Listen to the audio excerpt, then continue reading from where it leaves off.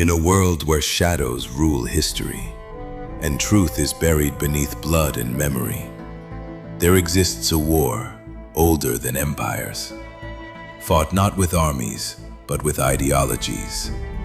Templars, seekers of order, assassins, defenders of freedom, and caught between them, a man who sought neither.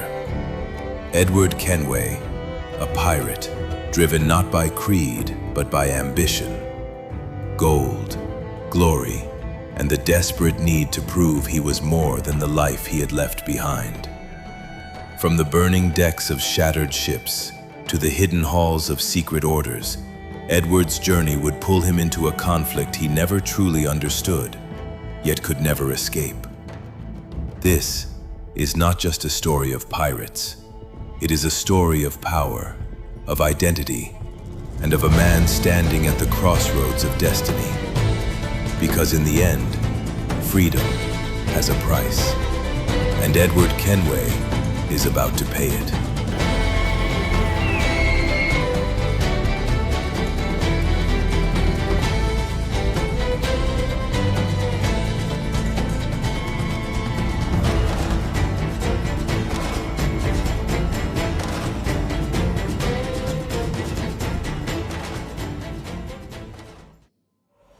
Cape Bonavista, June 1715.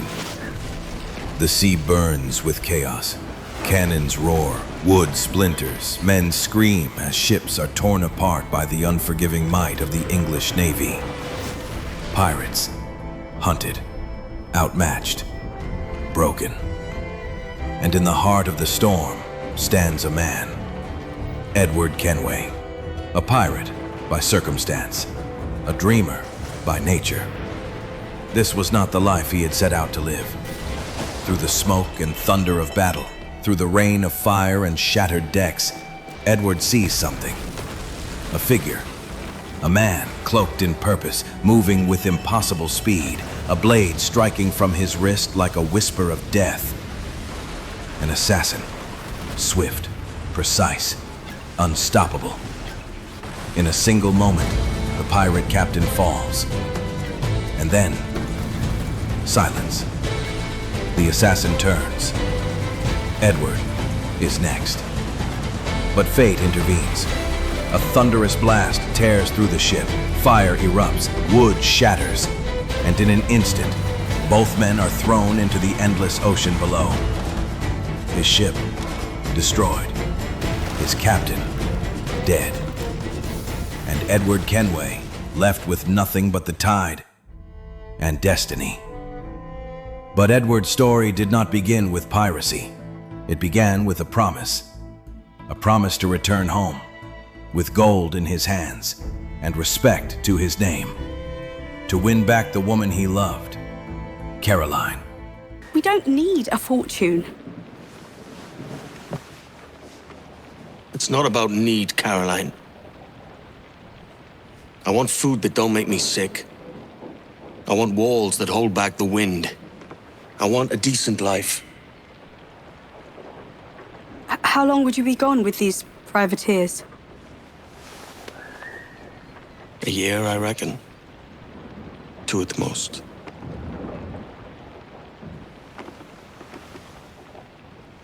All right. No more than 2. Promise me. She had everything. Status, wealth, a life of comfort. And yet, she chose him. She loved him for who he was. But that was never enough for Edward. Edward awakens. Waves crash against the shore as he drags himself onto land. Alive, stranded on a deserted island. But he is not alone. The assassin lives. Wounded, weakened, but still dangerous. He speaks of Havana, a destination, a mission, and an offer. Help him reach Havana, and in return, 100 escudos. But Edward Kenway does not trust so easily. Edward makes his move, but the assassin is faster.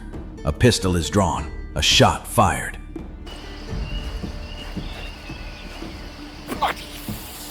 pirates!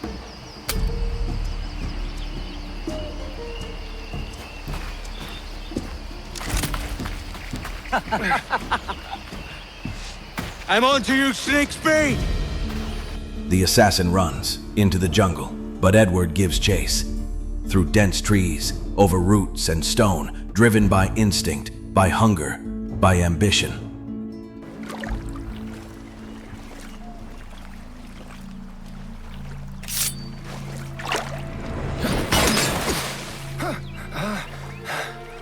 And now we've drawn swords, mate. I'm beginning to think you're not keen on my aid. My business bears greater purpose than a thief like you could comprehend. I won't die, you leech!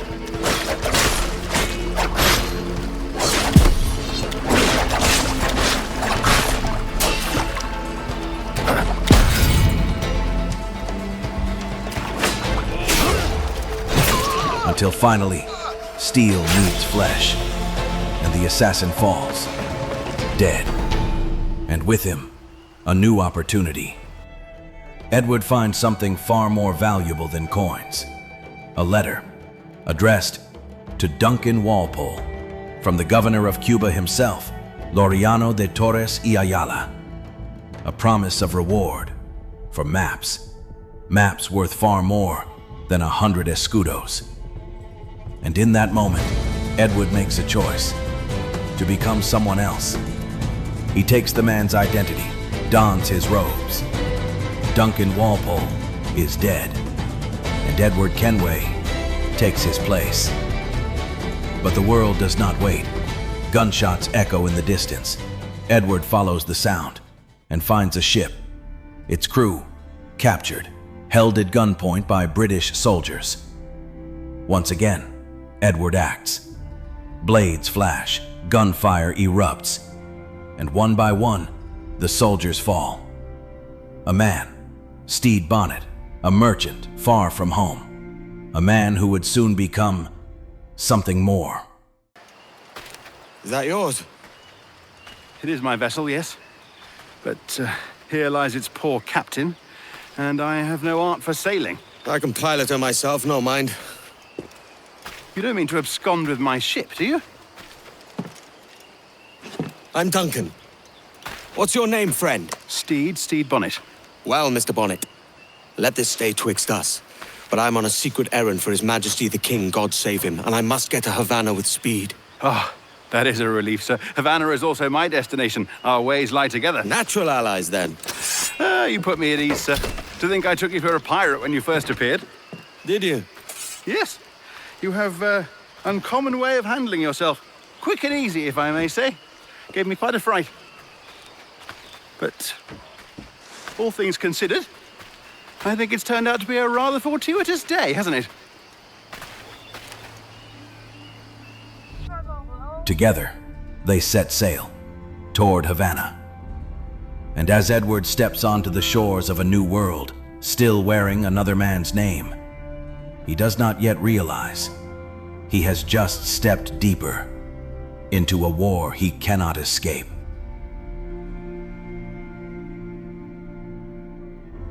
You're a natural sailor, Duncan. I did a decent trick at the helm some time ago. 2 years before the mast as a privateer. Dash my buttons. Your life seems a grand one, if I may say.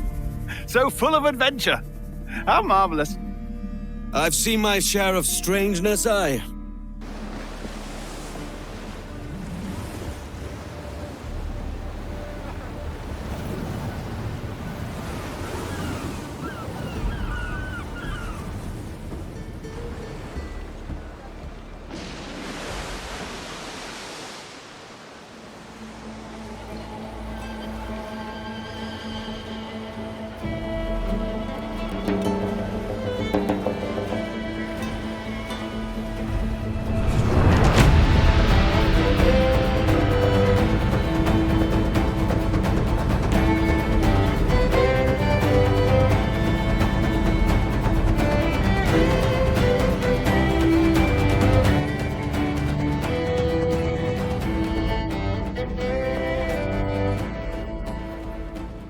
Havana, Cuba, July 1715, one of the Spanish Empire's greatest cities. Edward Kenway and Stede Bonnet arrive without trouble, entering the city that was recently enemy territory after the end of the Anglo-Spanish War. But Havana is more than a busy port. Behind its wealth, a hidden conflict is unfolding. Templars, assassins, and without knowing it, Edward has stepped into the middle of it. Bonnet suggests stopping at a nearby tavern.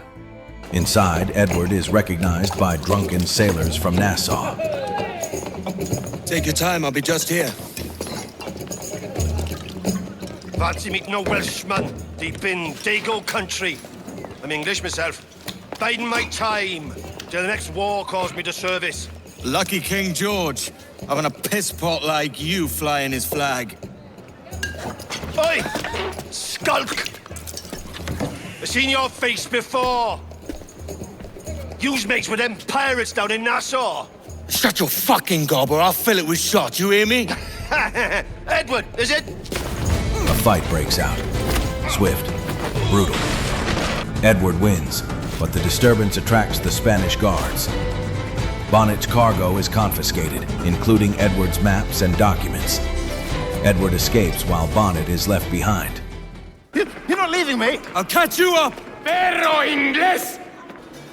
Sorry about the swift exit. Bit of a misunderstanding. One heaped upon another. Oh, Jesus. I'm sorry, mate. This is my doing. I'm only trying to keep these Spanish eyes off me. Oh, it's no bother. Regrettably, the soldiers confiscated my sugar and your dispatches. Damn! And where've they gone? Haven't the foggiest idea, I'm afraid. I suspect those chaps might, but my Spanish is muy mal dad, so I'd rather not ask. Shit! Come on, let's give ear to their talk and recover my maps. And my sugar? What, in my drawers? We'll see what happens. Now he has one goal: recover what was taken. Outside, Edward overhears the guards mention Captain Mendoza. The confiscated goods have been taken to the Castillo. Using the distraction of a public execution, Edward slips into the fortress, retrieves his maps and documents, and vanishes unnoticed. Later, Edward returns to Bonnet. The important papers are safe. He apologizes for the loss of Bonnet's cargo and offers compensation. Bonnet accepts his fate. The two part ways. Before leaving, Edward reveals the truth. Hey, Bonnet. The name's Edward, in truth. Duncan's only a handle. Ah. Secret name for your secret meeting with the governor. The governor, right. I think I've kept him waiting long enough. Edward makes his way to meet Governor Torres and his associates, expecting to claim the reward promised to Duncan Walpole.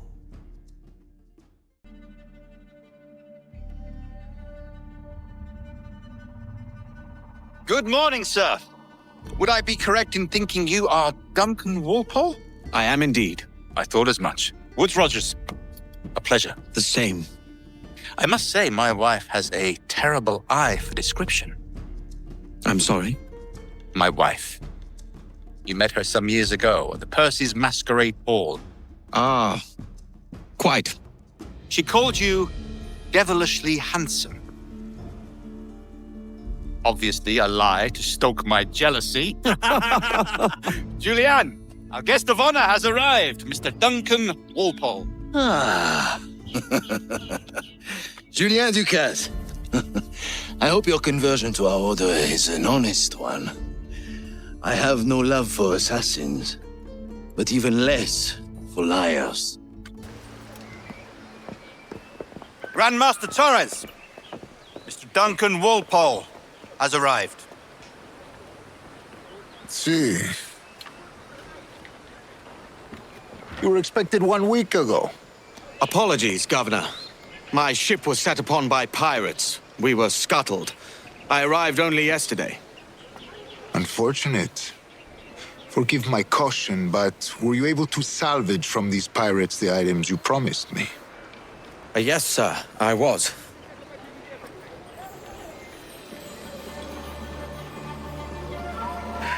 Increíble.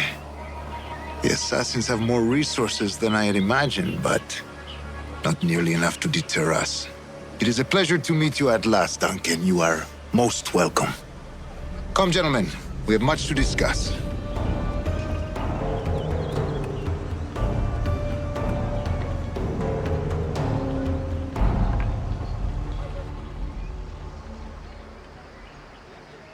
Convened at last, and in such continental company. England, France, Spain, citizens of sad and corrupted empires. But you are Templars now, the secret and true legislators of the world. Please, hold out your hands. Mark and remember our purpose. To guide all wayward souls till they've reached the quiet road. To guide all wayward desire till impassioned hearts are cooled. To guide all wayward minds to safe and sober thought. By the Father of Understanding's light, let our work now begin. He uncovers something far greater, the existence of the Templar Order, and an ancient precursor site, known as the Observatory. According to Templar legend, the Observatory possesses the power to locate and watch any person on Earth, using nothing more than a vial of their blood. But the Observatory cannot be opened by just anyone. Only the blood of a mysterious individual known as a sage can unlock its secrets. Believing Edward to be Duncan Walpole, the Templars welcome him into their confidence, completely unaware that the man standing before them is an imposter. The assassins will come for him. Indeed they will. But thanks to Duncan and the information he has delivered, the assassins won't be a problem for much longer. All will be made clear tomorrow, gentlemen, when you meet the sage for yourselves. Until then, let us drink. Let us find the observatory together. For with its power, kings will fall, clergy will cower, and the hearts and minds of the world will be ours.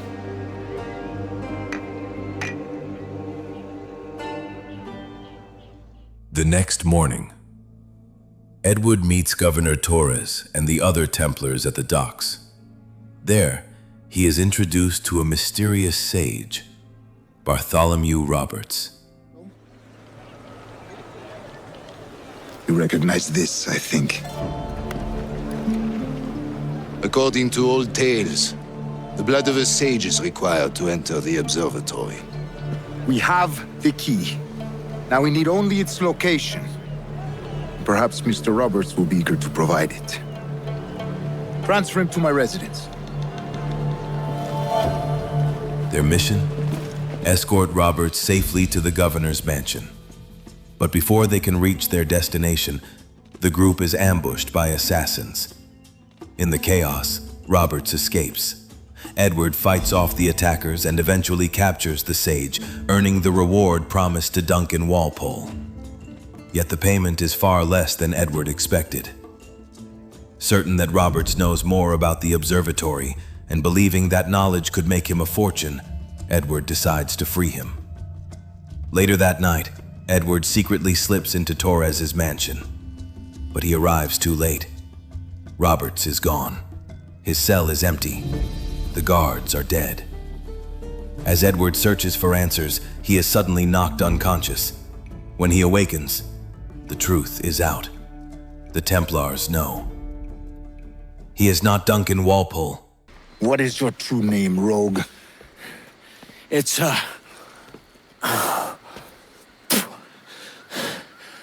Captain Pissoff. Rien qu'un pauvre paysan. Where is the sage? Did you set him free? I had nothing to do with that, much as I wish I did. Take him to the ports. Send him to Sevilla with the treasure fleet. Oh, wait now! I delivered your treasures, didn't I? You did, yes. But you robbed us of Duncan Walpole.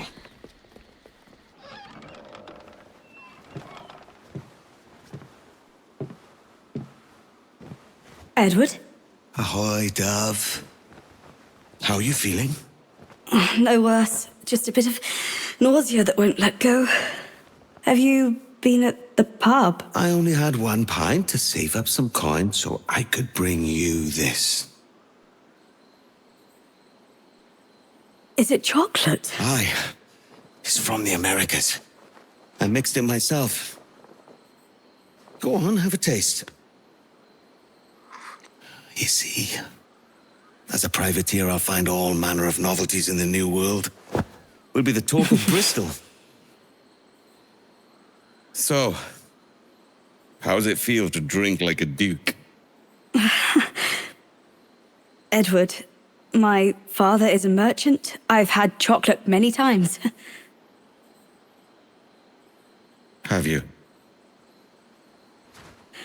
Have you not?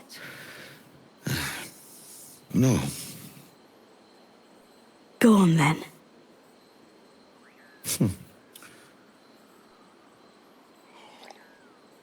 Oh, it's nice. We'll save the remainder for after tea.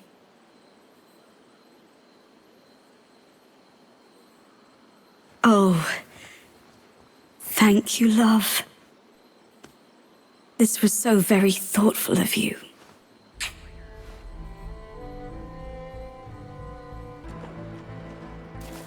When the Edward regains consciousness, he finds himself imprisoned alongside a man named Adewale. The moment their captors leave, the two seize their chance.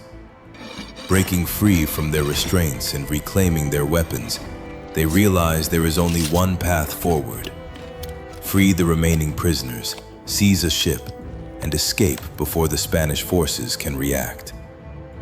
Moving quietly through the vessel, Edward eliminates the guards in his way, freeing every prisoner he encounters.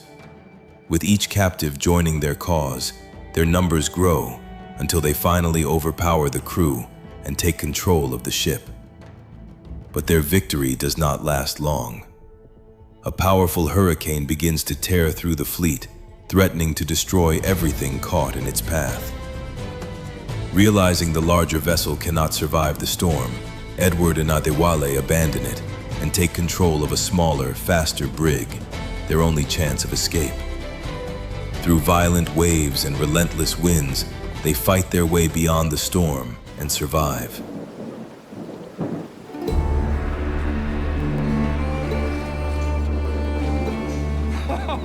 Can't realize you. We've made it. What a mess, Jesus.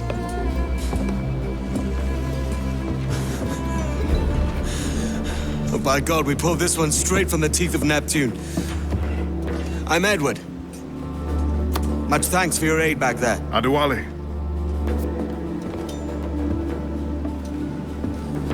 Ever been to Nassau, Adewale? Not yet. By God, she took some knocks, didn't she? I think I'll keep her.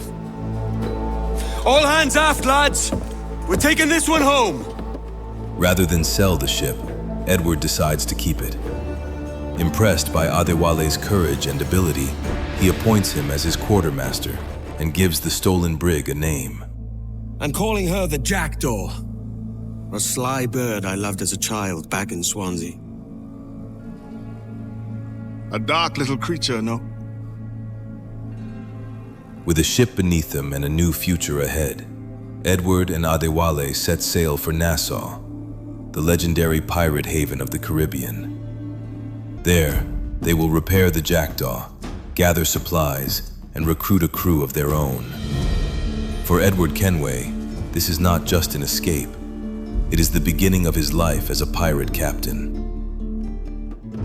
Nassau, Bahamas, September 1715. To most people, Nassau was nothing more than a broken and lawless settlement. But to a pirate, it was paradise.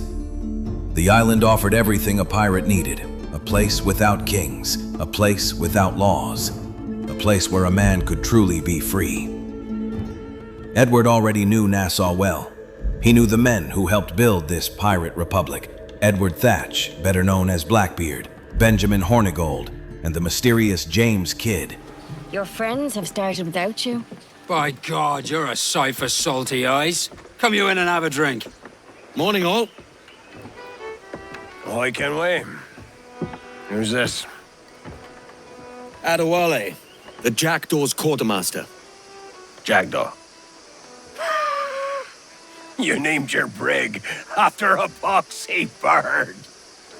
Ade, these lads are the better part of our growing confederacy here. Ed Thatch, Ben Hornigold, James Kidd. You let him carry a pistol, do you? Peace, Ben. Ade saved my life. And now we're looking to find a crew to fill out the rest of my ship. Well, there's scores of capable men about. But use caution. A shipload of the King's sailors showed up before night back, causing trouble and knocking about like they own the place. Right. I'll see who I can muster.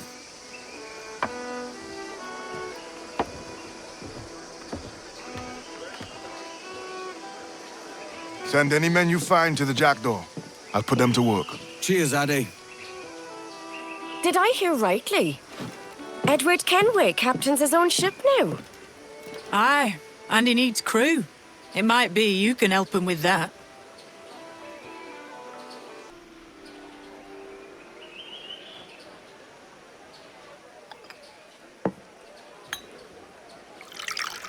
That bottle. Are you saving a trophy for yourself, Anne? Aye, away with you. We're saving it for a real celebration. Now you'll want to sail somewhere rich with plunder. Have you heard of a place called the Observatory? Aye, it's an old legend, like El Dorado or the Fountain of Youth. What have you heard? It's meant to be a temple or a tomb, hiding a treasure of some kind. That's it. You see here. Oh, rot. It's fairy stories you prefer to gold, is it? It's worth more than gold, Thatch. 10,000 times above what we could pull off any Spanish ship. Robbing the king to pay his porpoise is how we earn our keep here, lad. That ain't a fortune. It's a fantasy.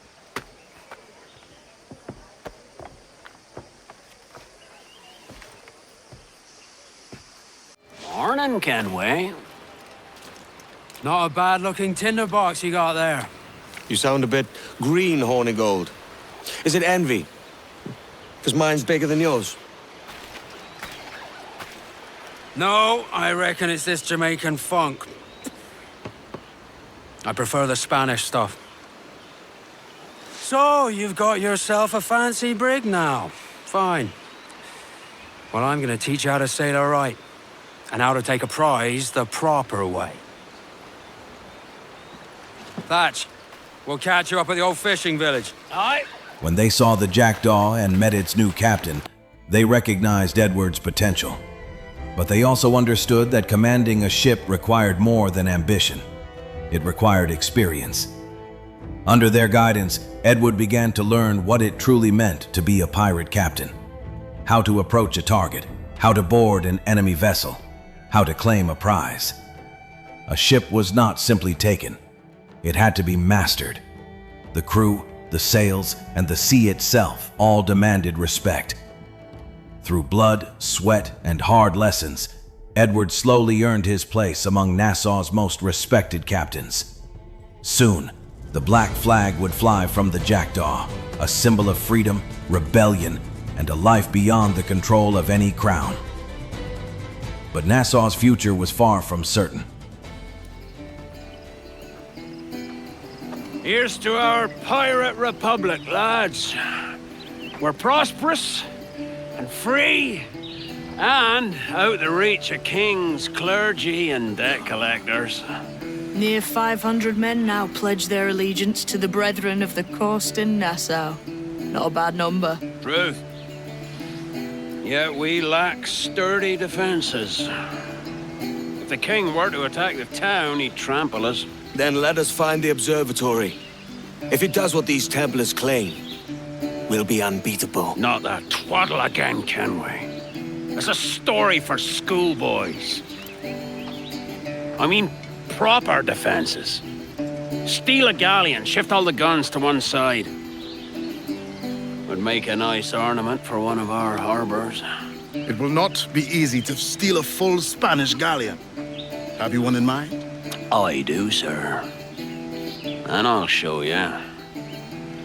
She's a fussock, she is. Fat and slow.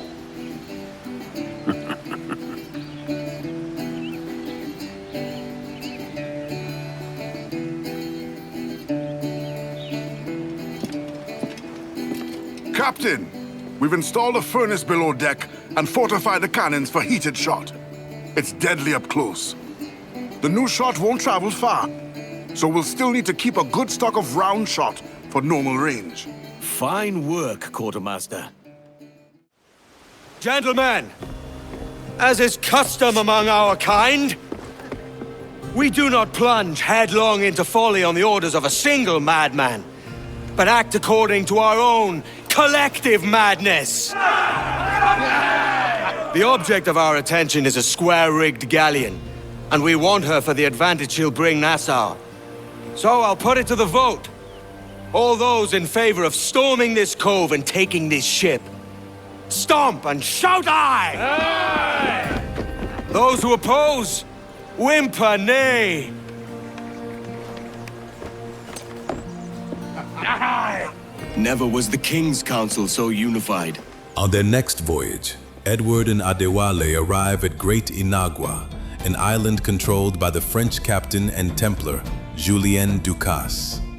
The two had crossed paths once before in Havana, and Edward knew that if Ducasse recognized him, word of his survival would quickly reach the Templars. To avoid detection, Edward hides the Jackdaw on the far side of the island and continues alone. Moving silently through the jungle, he slips past the guards and infiltrates Ducasse's estate. Waiting patiently for the right opportunity, Edward strikes without warning, assassinating Julien Ducasse before he can alert the Templar Order. Remember the gift you gave me? Well, it answers just fine. Fils de putain! As bold as a musket ball, and still half as sharp. I'm sorry about this, mate. But I can't risk you telling your Templar friends about me still kicking around. I pity you, Boucanier. After all you have seen, after all we showed you of our order, still you embrace the life of an ignorant and aimless rogue. What's this? Is petty larceny the extent of your ambition?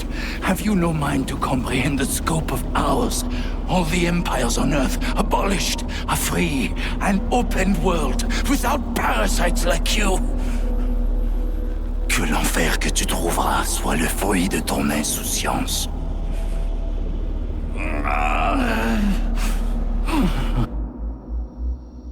With Ducasse dead, the pirates face little resistance.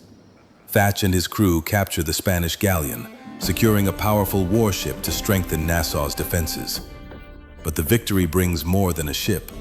It also gives the pirates control of Great Inagua's sheltered cove, a natural harbor that Edward would soon claim as his own home.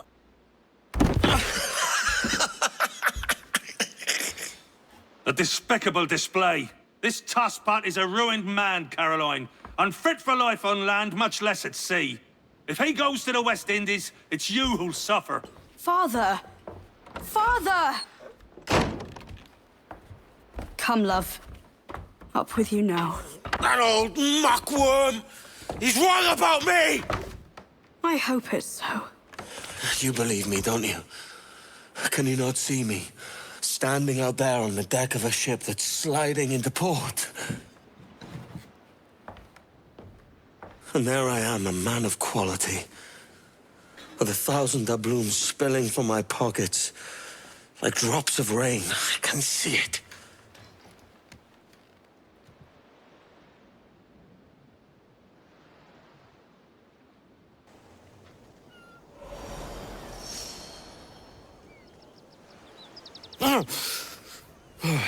Kid. Wake up, Kenway.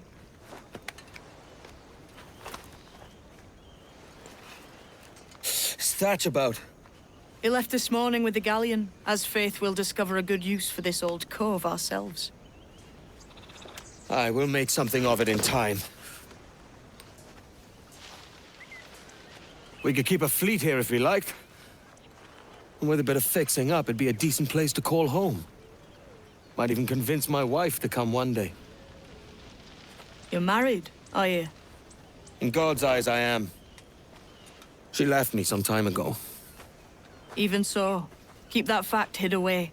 Most of these pirates don't respect a man with higher commitments than rum and plunder. Call mine honor. Let me know if you find anything. While exploring the remains of Ducas's estate, James discovered a hidden network of tunnels beneath the manor. Leading Edward through the passageways, he revealed a secret discovery: maps showing the locations of assassin bureaus scattered throughout the Caribbean. Edward soon admitted the truth. While impersonating Duncan Walpole, he had unknowingly sold these maps to the Templars. The revelation troubled James. Those maps had exposed the locations of countless assassins, leaving them vulnerable to attack. James urged Edward to warn the Brotherhood before the Templars could strike. Before leaving Great Inagua, Edward confronted James about the Observatory, a mysterious place sought by both the assassins and the Templars. Edward realized James knew far more than he had revealed. But instead of giving him answers, James simply told Edward to meet him in Tulum within a few weeks. Before heading there, however, Edward had one final task. He sailed to Havana to warn the Assassin Bureau before it was too late. There, he met Rona Dinsmore, a Scottish master assassin who led the West Indies Brotherhood's operations in the city. Rona had a complicated history with the Templars, especially with Hilary Flint, an English Templar she once knew well. Their past made the confrontation more personal than a simple battle between two opposing factions. Together, Edward and Rona devised a plan to eliminate Flint. They bypassed the Templar defenses and confronted him directly, ending his threat before he could expose the Assassin Bureau. In his final moments, Flint reflected on his past with Rona. I knew we would end in fire. But I always thought our positions would be reversed. Should have died happier, knowing there was one less assassin in the world. What a pity. Could never fight together on the correct side of things. Would, you two like a moment alone? No. It's too late.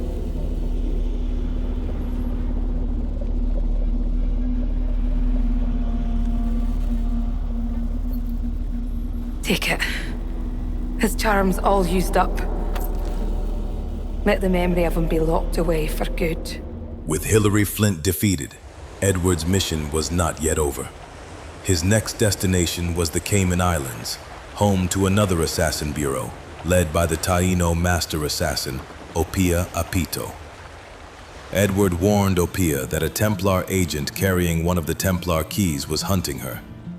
Though he admitted his role in exposing the assassins, Opia remained wary of trusting a pirate whose actions had placed the Brotherhood in danger. Despite her doubts, the two agreed to work together. Their search led them to a fishing village on Grand Cayman, where they discovered that the Templar Lucia Marquez had arrived with a growing fleet of frigates. Following the trail, Edward and Opia captured Marquez's lieutenant Vargas, who revealed that she had fled to the island of Juventud. Without delay, the pair sailed for the island and infiltrated its ancient Mayan ruins. Fighting their way through Marquez's guards, Edward finally caught up with the Templar as she attempted to escape deeper into the ruins. Before she could flee, he struck her down. No. I cannot die at the hands of the Taino. My father saw such potential in these islands. Gold, industry, freedom. All of it squandered. You have not a clue how to use it. He could have brought you wealth. You believe we wasted freedom of feeling freely? You die a prisoner of your Templar Moors.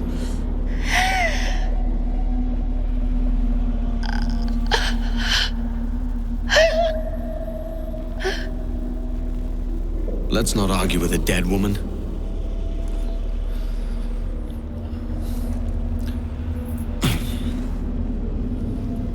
Here's my prize. With Marquez defeated, another threat to the Brotherhood had been eliminated. Only one assassin bureau remained to be warned. Edward's final destination was Kingston, where the bureau was led by Anto, a former Akan slave who had earned his freedom and become one of the West Indies Brotherhood's most respected assassins. Edward confessed that he had unknowingly revealed the bureau's location to the Templars, placing Anto and his people in grave danger. Knowing the pirate owed him a debt, Anto agreed to work with him, but only after Edward helped rescue a group of captured Maroons.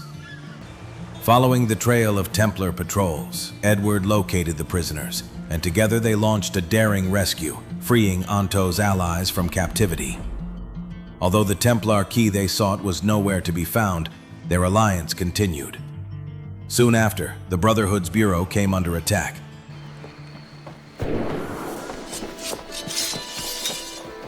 Expecting company. You may have your key sooner than you think.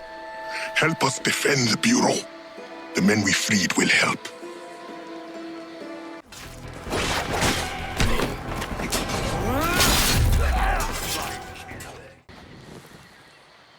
Edward, I am glad you showed up when you did.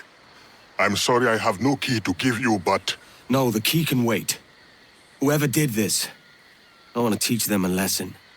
The Templar's name is Kenneth Abraham. He's part of an ongoing war with the Maroons. But we have held strong and will not be defeated.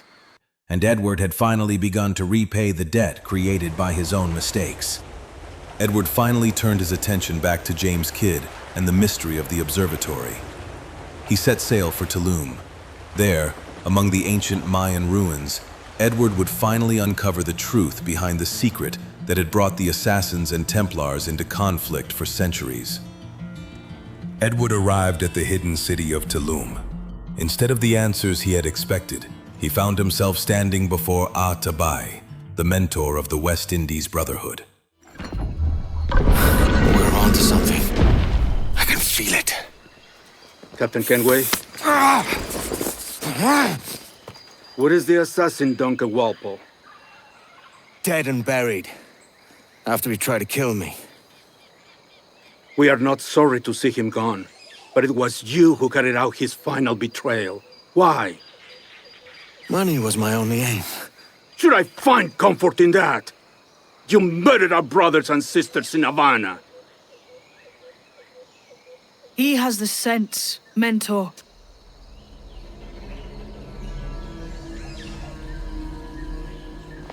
James tells me you treated with the Templars there.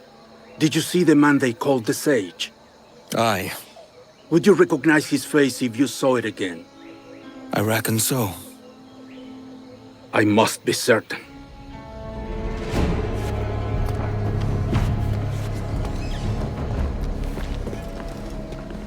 Not a word. Come on. For a brief moment, Edward believed James Kidd had betrayed him. After all, it was Edward's actions in Havana that had exposed the assassin bureaus, leading to the deaths of several members of the Brotherhood. He expected the assassins to demand justice. But James had not brought Edward there to punish him. He had convinced the Brotherhood to give Edward a chance to make amends. At Tabai's request, Edward entered an ancient Mayan temple hidden beneath the ruins. Deep within its chambers were carvings depicting every sage known throughout history. The moment Edward saw them, he recognized one face immediately: Bartholomew Roberts. Jesus, that's him, the sage. But this thing must be hundreds of years old. Older still. You're certain it's him? Aye. It's the eyes that mark him. Did the Templars say why they wanted this sage? They drew some of his blood into this small glass cube. Like this one? Aye. They meant to ask him about the observatory too, but he escaped. Huh. We're finished here.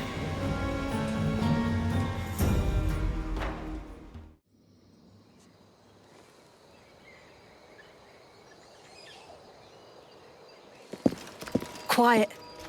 The statue in the temple. Was that the man you saw in Havana? Spitting likeness, aye. It seems another sage has been found. The race for the observatory begins anew. Is that why we're whispering? This is your doing, Captain Kenway. The maps you sold to the Templars have led them straight to us. And now the agents of two empires know exactly where we operate. Leave this to me, Mentor. They have taken Edward's crew as well. I wonder what their lives are worth to him. Those soldiers. I've seen them work for a slaver, Lorenz Prinz. He'll make chattel of your crew. Take this. You'll attract no attention, and take fewer lives. Determined to repay his debt, Edward fought through the enemy lines, rescuing both the assassins and his crew before driving the attackers from the island. Who's out there? See that mangy old codger? He's a Dutch slaver called Lorenz Prinz, living now like a king in Jamaica. Bastard's been a target for years. Bloody hell, we nearly had him. By God, you bravos are a cheery bunch, eh? All frowns and furrowed brows. Captain Kenway, you have remarkable skills. Thanks, mate. It comes natural. But you're churlish and arrogant, prancing around in a uniform that you have not earned. Everything is permitted. Isn't that your motto? I absolve you of your errors in Havana and elsewhere, but you are not welcome here. Sorry, mate. Wish it were otherwise.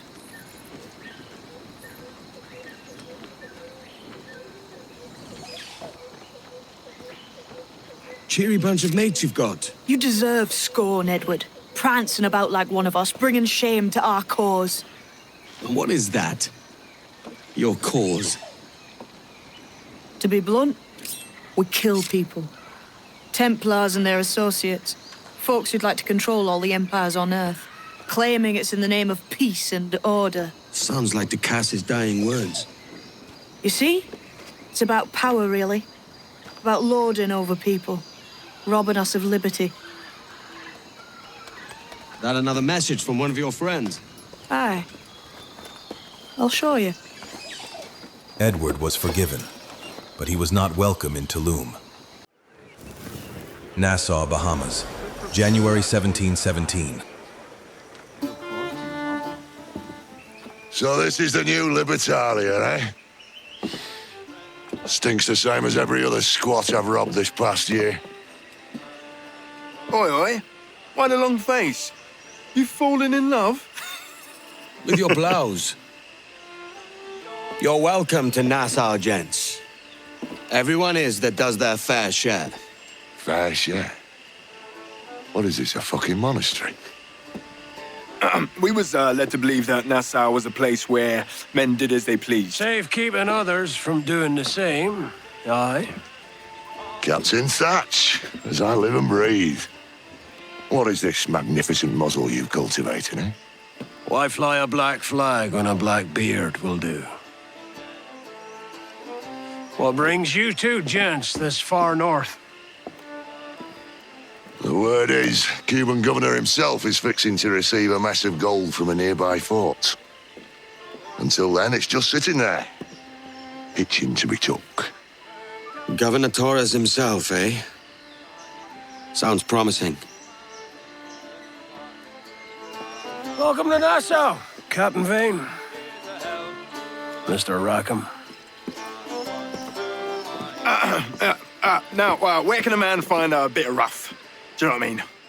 Captain Charles Vane and his quartermaster, Jack Rackham, arrived in Nassau with news of an opportunity too great for the pirates to ignore. The pirates wasted no time, setting sail for Punta Guarico. Blackbeard scared even pirates bold. Burn Blackbeard's beard! He took their ships and he took their gold. Burn Blackbeard's beard! Burn, burn, oh beard upturned, it's feared by those who are feared by most. Disappeared and then returned, oh burn Blackbeard's beard.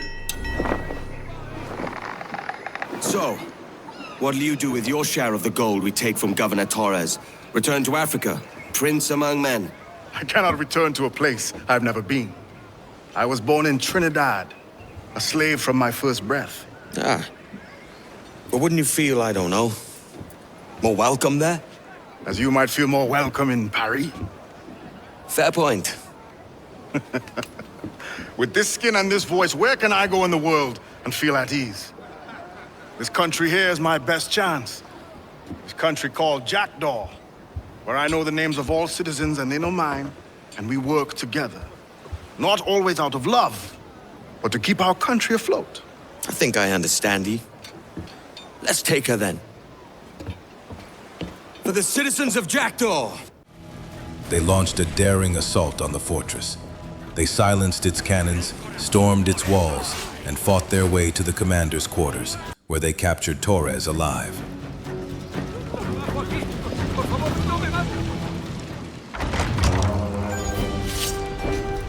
Well, hello, Your Excellency. I'd got word you might be here. I know your face, pirate, but your name was borrowed the last time we spoke. Ah, yes, I recall. Mr. Duncan Walpole. I missed that one. So, what's a Templar Grand Master doing so far from his Castillo? I'd rather not say. And I'd rather not cut your lips off and feed him to you. 2 years ago, we offered a reward for the sage's recapture. Today, someone claims to have found him. This gold is his ransom. Who found him?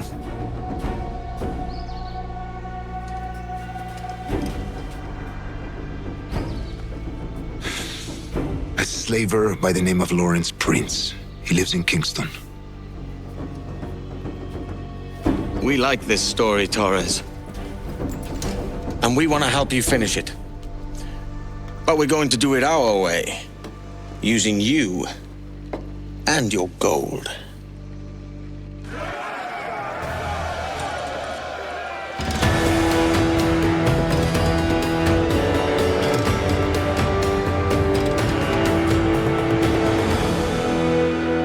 Rather than kill the Templar Grand Master, Edward devised a different plan.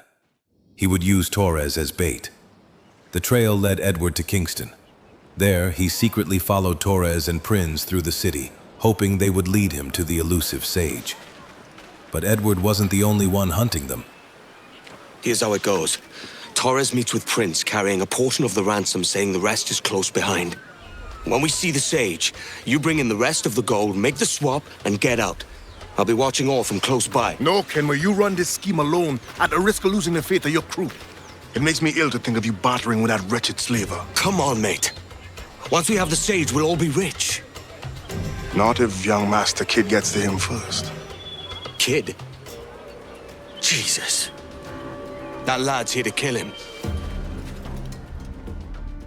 James Kidd had been tracking Torres and Lawrence Prinz, believing the opportunity had finally come to eliminate both men.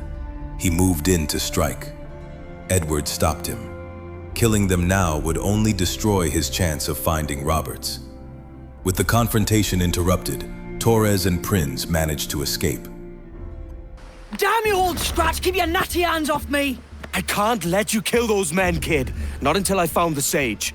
I've been stalking that pig for a week now, charting his moves, and here I find not one but two of my targets, and you rob me of both. Patience, man. You'll have your kills.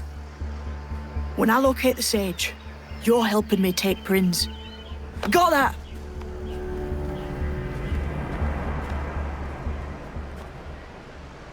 The trail eventually led them to Prinz Plantation, but before the mission began, James finally revealed the truth he had hidden for years. I came to Kingston chasing a target.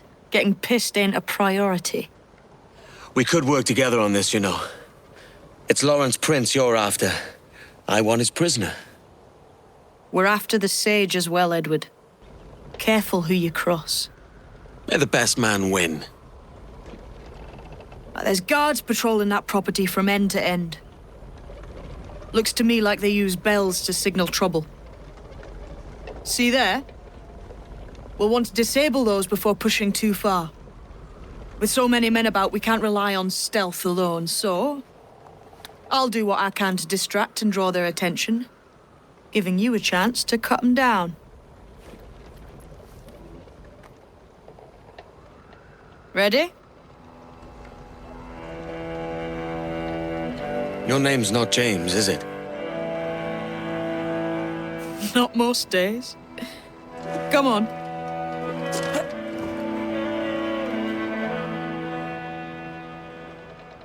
Hold! Stand your ground! Please, I've been shot. I need aid. Christ, Thompson, look at her. She's hurt. Dreadfully, sir. I'm poorly. All right. And faint. Take an arm, lass. Bless you, lads. Together, they infiltrated the plantation and confronted Lawrence Prinz, bringing an end to one of the Brotherhood's oldest enemies. Why hang over me like a leering crow? To see an old man suffer? You've caused no small portion of suffering yourself, Mr. Prince. Retribution, I suppose. You absurd cutthroats and your precious philosophy. You live in the world, but you cannot make it move. You mistake my motive, old man. I'm only after a bit of coin.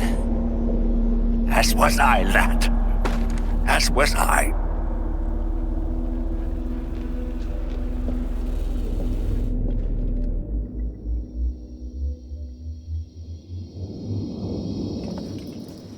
Heads up, Kenway! I found your man! I remember you. The Templar from Havana. I'm no Templar, mate. That was just a ruse. We've come here to save your ass from this slaver. Save me? I work for Mr. Prinz. Well, then he's a poor man to call master. He meant to sell you out to the Templars. Oh, you can't trust anyone, it seems.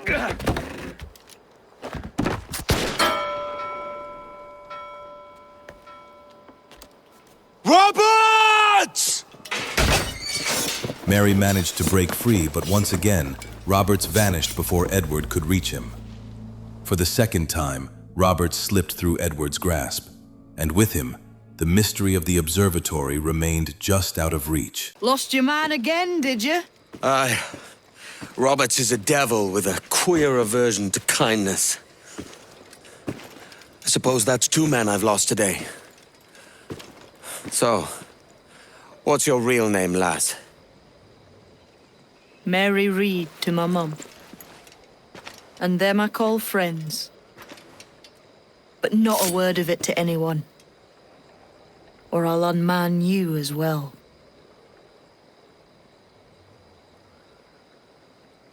With no new leads on the Sage, Edward found himself back where he always went when things fell apart. The tavern. Nassau, Bahamas, January 17, 18.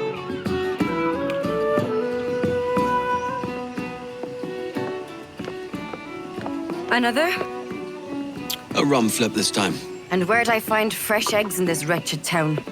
There's little else but piss and insects. Aye, we're working on that. Dear lady, what do they call you? And when they're sober, a jilt when they're sauced, but never lady. Well, good Leanne, bollocks. Bag of shite! Do you hear me? It's a bag of bloody shite! It's a ruse to keep us soft before they attack Nassau. You'll see, mark me. It's no ruse, Ving. I heard it straight from the mouth of a greasy Bermudan captain. There's a pardon on offer for any pirate that wants it. Ruse or no, I think it's plain the British may return to Nassau with arms, no doubt. We'll need a plan. Walk with us, Kenway. There's trouble brewing. Nassau was falling apart. The streets were decaying. Disease spread through the settlement, and the dream of a pirate republic was slowly becoming a place of desperation. Many pirates chose to ignore the suffering around them, but Edward Thatch could no longer look away. As Nassau struggled to survive, a new threat emerged. The British Crown offered pardons to pirates willing to abandon their old lives. Charles Vane and Edward Thatch refused to surrender their freedom. But Benjamin Hornigold began to question whether Nassau was still worth fighting for. The republic they had created was becoming a burden rather than a paradise. With limited options, the pirates searched for medicine to save their people. Their attempts to secure supplies from the Spanish ended in failure, leaving Nassau desperate. During this crisis, Edward reunited with an old friend, Stede Bonnet. Devil in his hole, Thatch. This is a darling galley. 32 guns, is it? I lost count at 40. You've stepped up a rung. So, any luck finding medicines here? Nothing round this spot, sadly. But there's a few wrecks yonder that ain't been scoured by nothing but crabs and coral. I'll have a look. Edward? Edward, is that you? My goodness, the West Indies is a compact place. Hello, Bonnet. A surprise seeing you out here? I met Mr. Thatcher a month or so ago, and he offered to take me under his yardarms, so to speak. Says I must wash the hayseed from my hair before I'm a true pirate. Well, good luck to you then. Worse men have become better under Blackbeard's watch.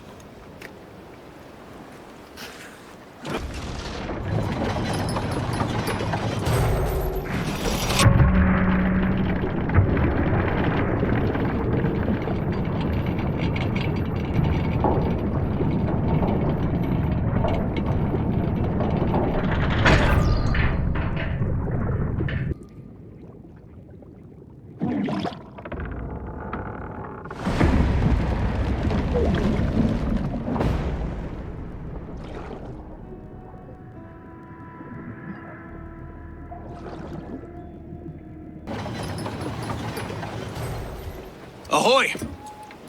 Any luck? I found one crate hidden beneath a school of sharks. Sadly, the elixir inside is quite spoilt. Plague and perish. Will we steal medicines now? Well, remember the pardon, Thatch. We're to be subtle. Says Ornegold, a pirate, now too proud to call himself one. He prefers caution to cannons. Caution's nothing without charisma. Or if a man plays the fool, then it's only fools he'll persuade, but appear to be the devil. And all men will submit. And would you be the devil?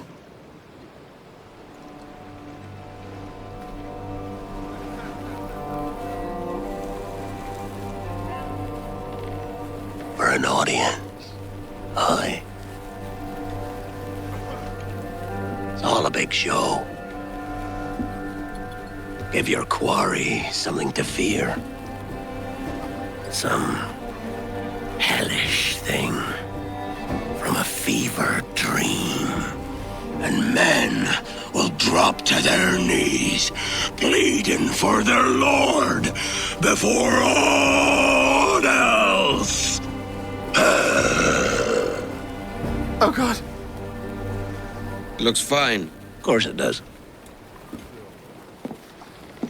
You can find a quiet way to acquire medicines.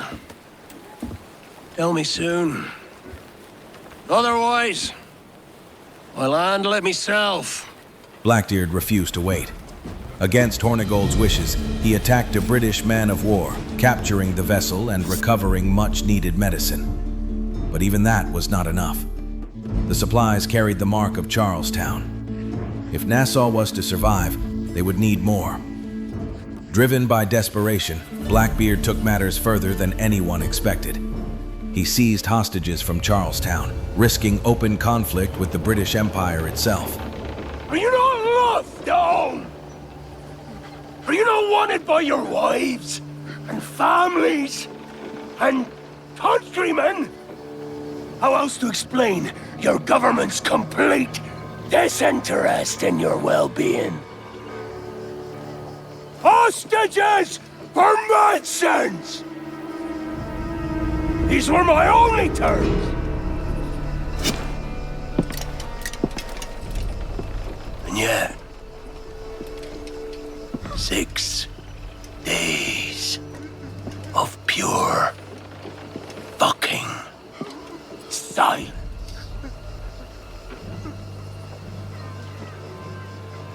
So I must conclude that you men are the pariahs of Charlestown, and I would profit better by using your organs for chum and your bones for char. Oh, Christ! This is my predicament. To kill you, or to press you into my service. It's a decision I'll make hardly, but not with remorse. Ahoy, Edward. What the hell are you doing, man? All of Charleston can see this mess. The idea. Out of range, but well in sight. So where's the medicine? We sent a party ashore to partner with the governor. That were a week ago. No noise since. I'll handle it. Give me a day. Edward saw the danger in Thatch's actions. He understood that saving Nassau could not come at the cost of destroying everything they had built. To prevent further bloodshed, Edward infiltrated Charlestown and secured the remaining medicine through stealth. There was an accident. Private Simon. This crocodile. Enough! What's word from the harbor, soldier? Speak! Sir, they've yet to harm any of the captives, but tempers are flaring. Perhaps it's time to... To surrender? Never! The town is under my authority. I will not bow to the demands of a pirate. Yes, sir. As long as the supply key is with me, no man shall touch that medicine. May plague and calamity strike them all. Pirates! The ship's here! Pirates! Fall back! To the mansion! A flail, you devils! Ah! Blackbeard made you as good an offer as ever a man got from any pirate. You might curse his methods, but medicine was all he wanted. And now he'll get it. You should have bartered, mate. He returned victorious, but the struggle had changed Blackbeard. He has returned, Captain!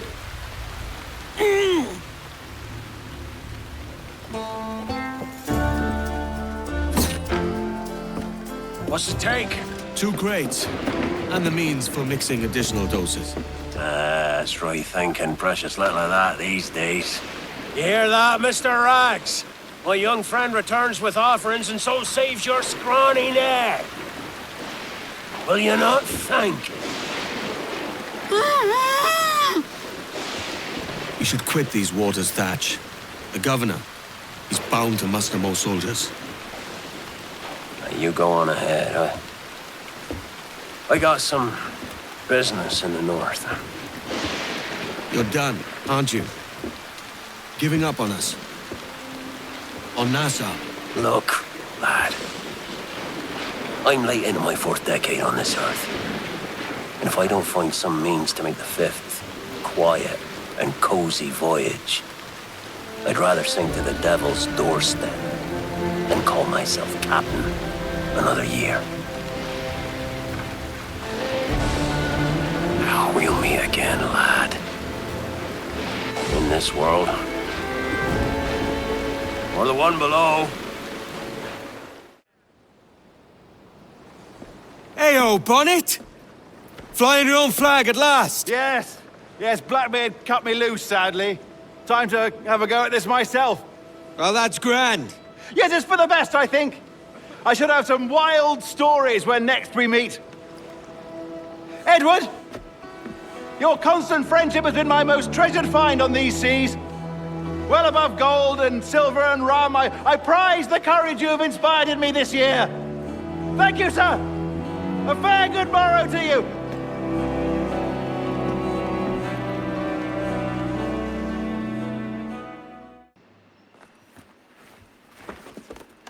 Oi. Where you going, the market? No,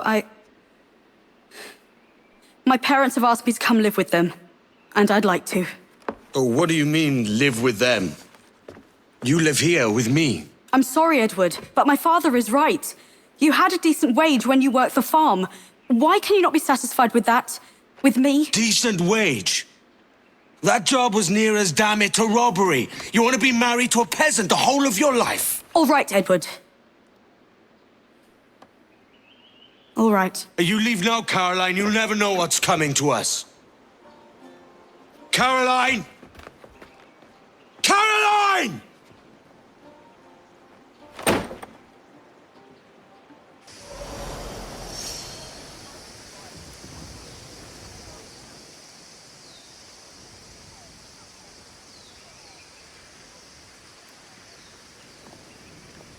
Putting some shape to your sentiments?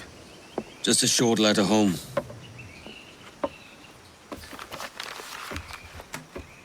I reckon she's past caring anyway. Oh, you're a hard heart that should be softer. Or soft in parts that should be hard. And how is it you're so keen for his hard parts, Mr. Rackham? You'd like to know my secrets, would you? Oh, aye. Give me a small hint, like. Or a large one if you're an upright gentleman. Open your hand. Oh! Who's shooting? Might be them ships sliding into port. Jesus. Edward returned to Nassau with the medicine, hoping it would ease the suffering that had spread across the island. But by the time he arrived, the fate of the Pirate Republic was already beginning to change. With Blackbeard gone, Nassau had lost its greatest symbol of resistance. Sensing the pirates' weakness, the British Crown made its move. Woodes Rogers arrived in the Bahamas as the new royal governor, a man Edward recognized as an ally of the Templars. His mission was simple: to bring an end to piracy in the Caribbean. Rather than wage war immediately, Rogers offered the pirates a choice: the king's pardon. Any pirate willing to surrender could leave their old life behind without facing execution. At Rogers' invitation, Benjamin Hornigold chose to stand with the British. Once one of the founders of Nassau, Hornigold now believed the Pirate Republic had failed. He urged his fellow pirates to accept the pardon and abandon their fight. To Edward, Charles Vane, Jack Rackham, and the others, Hornigold had become a traitor. As British warships blockaded Nassau's harbor, the Pirate Republic found itself trapped. Refusing to surrender, Edward, Vane, and Rackham devised one final escape. Using Rackham's ship, packed with stolen explosives, they blasted through the British blockade and sailed to freedom before the Royal Navy could stop them. The Commodore's dead. Are we ready? We're close. We've got a problem with the galleon. There's a couple of dozen... Bloody hell. You'd raise a cloud here, lout! Oh! You sat on enough gunpowder to blow New Providence off its rocks! Lay off me, mate. I'm well chafed. As I was telling, a squad of lobsters has commandeered our galleon. We're gonna have to clear it out before we use them cannons to blow the blockade. Hold here. Leave the fire ship on her way.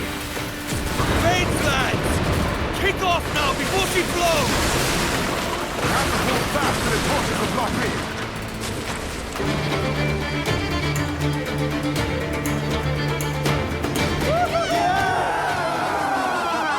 A mighty mess there. Burn, you bastards! The pardon of your ass, governor! Prancing about like they took a prize.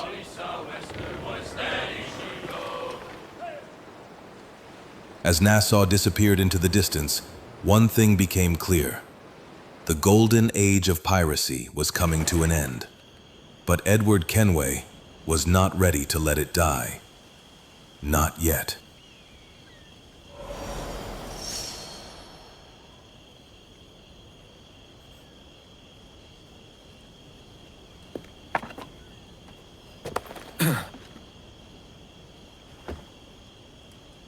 Oh, hi, kid. You missed quite a time. Aye. Pity about Nassau and Blackbeard flying the coop. Oh, we'll see about Thatch.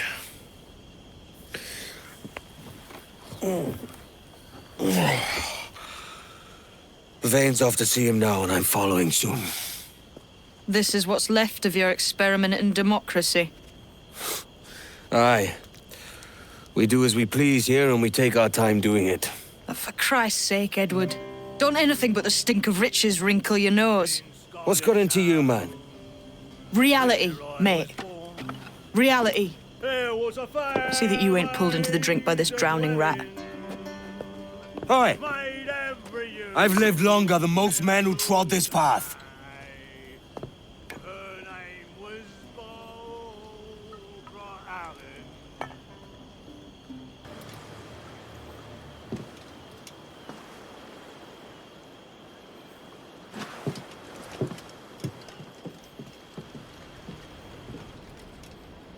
I'll admit, when put up against Nassau, this is a sorry sight.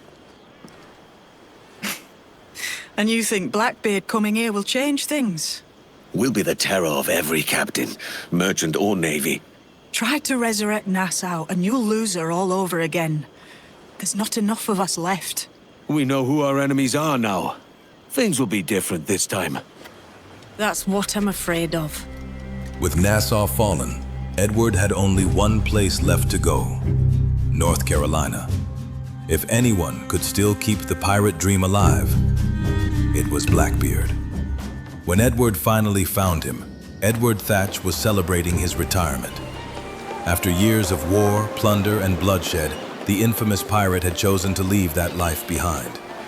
A great disappointment you are, Thatch. His mind's made up to stay, he says. It's a sodding. And hang all of you lot that follow this sorry bastard into obscurity.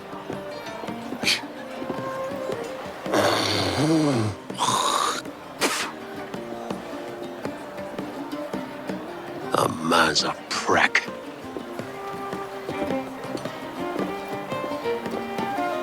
I know you're come to call me home, Kenway. And your faith in me is kind. But with Nassau done in, I feel I'm finished. I'm not of the same mind, mate. But I won't begrudge you the state of yours. You still looking for that sage fellow? Aye. Taking a prize a month back, I heard a man named Roberts was working a slave ship called the Princess. Might want to see about it. The Princess. Cheers, Thatch. Oh, don't sit there like a barrel of wet fish. We're celebrating my retirement! Uncork this man's breakfast! During the celebration, Edward noticed a suspicious stranger watching Blackbeard's crew. He quietly followed the man, only to discover a British naval force preparing an ambush. The British had not forgotten the man whose name had terrorized the Caribbean. They had come to end the legend of Blackbeard. At Ocracoke Inlet, the Royal Navy launched its attack. Outnumbered but unbroken, Blackbeard refused to flee. Instead, he ordered his crew to stand and fight. With the Queen Anne's Revenge trapped in the shallow waters, the aging pirate fought one final battle, boarding British ships and cutting down every soldier who stood in his way. Edward fought beside his mentor, but even Blackbeard could not escape his fate. Surrounded by British Marines, Edward Thatch fell where he stood, defiant until his final breath.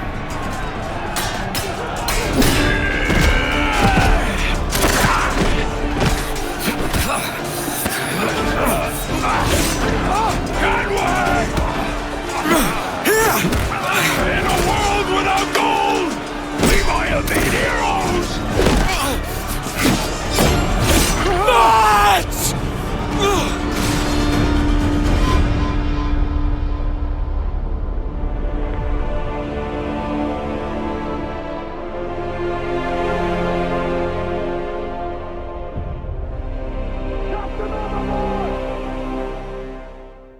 To the British, he was the most feared pirate in the Caribbean. To Edward Kenway, he was more than a legend, a friend, the man who had shown him what it truly meant to live free.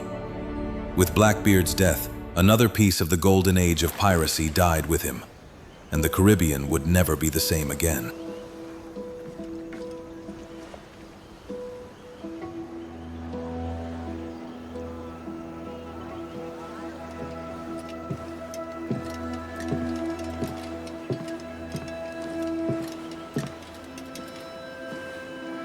recovered this.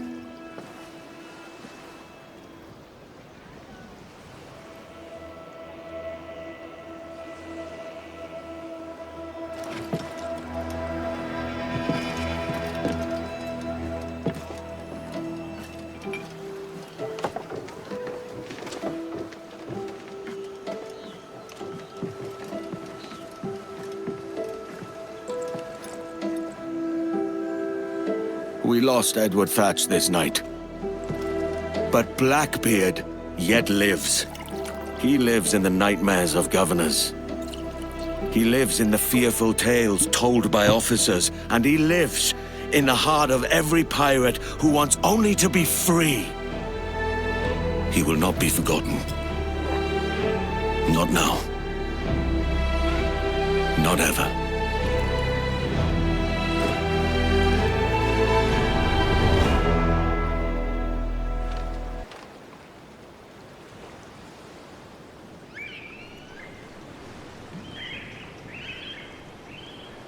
Here's a health to the company, and one to my lass.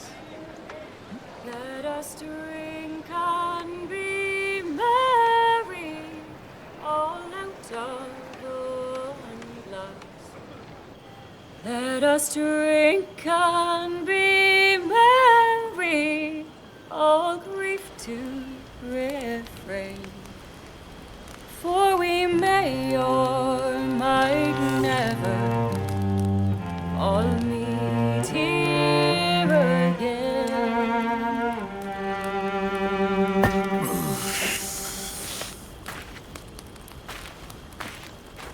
Rum tastes sweeter among friends, pirate.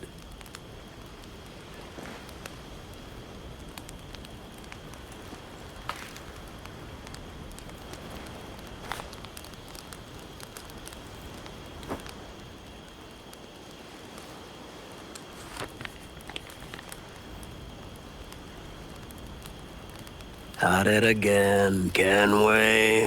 I thought you'd be done chasing fairy stories.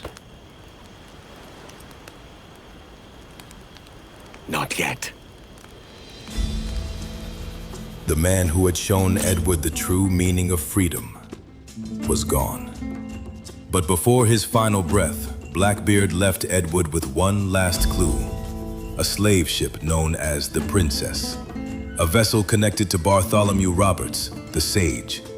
Edward, Charles Vane, and Jack Rackham began searching the seas for ships belonging to the Royal African Company. Vessels rumored to carry information about the princess, but their journey would end in betrayal. Jack Rackham turned against Edward. He seized the Jackdaw, leaving Edward and Charles Vane stranded aboard the damaged Ranger. Broken, wounded, and abandoned, the two pirates drifted through the seas until they finally reached Isla Providencia. But the hardships they endured shattered Charles Vane. The fall of Nassau, the death of Blackbeard, and Rackham's betrayal. Each loss pushed him deeper into madness. Keep still now. I'll take these oysters you've ordered. You mad sap. This island's crawling with food if only you'd care to look for it. I am looking, Laos. Found some just here. Don't come following now. Do you hear me? Don't come looking for me. Wretched fool. You goddamn fucking knave, Vane! Nancy boy, only done half a fucking job. Fucking hell. Is this my reward for believing the best about men? For thinking that a bilge rat like you could muster up some fucking sense once in a while? Maybe Horn of Gold was right. Maybe the world does need men of ambition. Stop the likes of you from mucking it all up. Or maybe you just don't have the stones to live with no regrets. Don't save me a spot in hell, Shanker. I ain't coming soon. The fierce Captain Edward, once respected, was consumed by rage, paranoia, and despair. There was nothing left Edward could do. He had no choice but to leave Vane behind. Taking control of a passing ship, Edward escaped the island and continued his pursuit. Eventually, he tracked down Jack Rackham, reclaimed the Jackdaw, and reunited with his crew.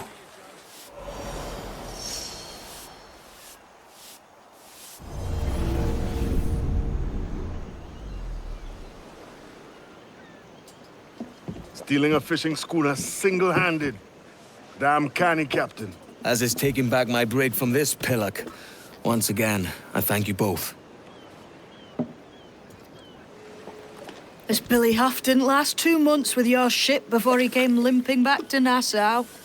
Took the pardon straight away. I had to, lads. That Rogers was onto me from the first. Hold your tongue, Rackham.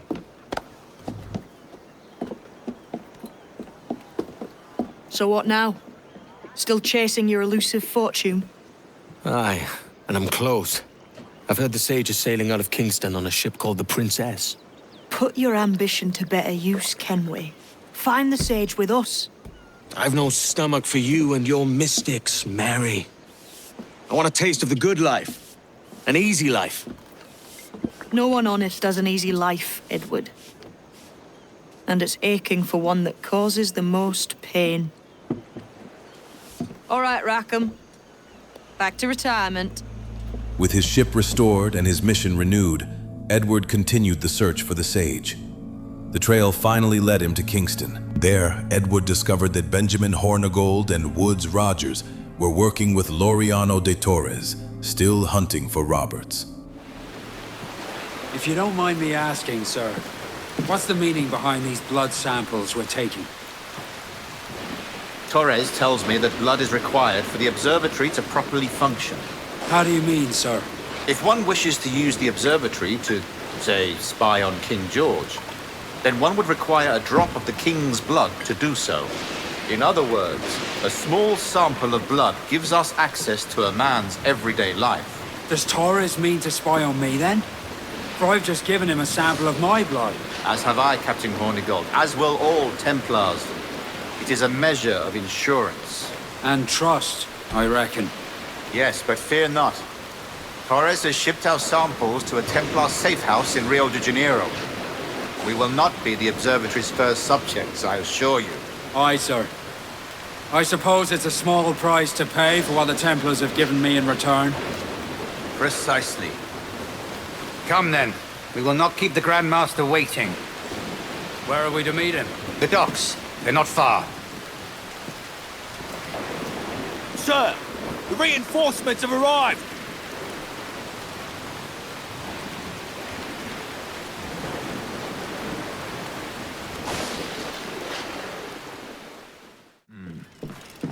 What of the Sage's present location? Do we know? Africa, Your Excellency. Africa? By God. The winds do not favor that route. I concur, Grand Master. I should have sailed there myself. One of my slave galleys would be more than capable of making a swift journey. Slave galley? Captain, I asked you to divest yourself of that sick institution. I failed to see the difference between enslaving some men and all men. Our aim is to steer the entire course of civilization, is it not? A body enslaved inspires the mind to revolt. But enslave a man's mind, and his body will follow on, naturally, efficiently. A fair point, Grand Master. Remind me, where in Africa are we looking? Principe, sir, a small island. We've sent 2 of our best men, Burgess and Cochrane. Privateers with fast ships and firm hearts. Edward Kenway! Imagine my surprise at seeing your Jackdaw anchored there. Have you heard all you came to hear? Will you now rescue the Sage from our clutching hands? A pox on you, traitor! You sold us downriver. Because I found a better path. The Templars know order, discipline, structure. But you never could fathom these subtleties. Goodbye, old friend. You were a soldier once, when you fought for something real. Something beyond yourself. Edward escaped from Kingston, and finally discovered the sage's location. Bartholomew Roberts was hiding on the island of Principe. Edward set sail at once, determined to find the man who had slipped through his grasp time and time again. But when he arrived at Principe, chaos had already engulfed the island. Enemy forces launched an assault, turning Edward's search into a desperate battle for survival. Amid the chaos, Edward finally came face to face with Bartholomew Roberts. Captain Kenway. Yet another dire situation, Roberts. We really must stop meeting like this. Stop tailing me and your wish had come true. There's no need for this. You know I'm as good as my word. Our Captain Howell was killed today in a Portuguese ambush. Headstrong fool.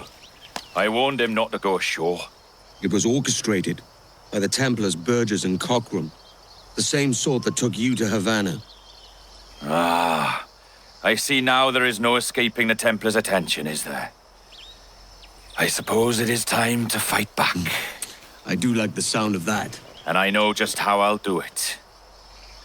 But these men, Burgess and Cockram, they cannot be allowed to leave with word of my escape. They won't. Count on it. But earning the sage's trust would not be easy.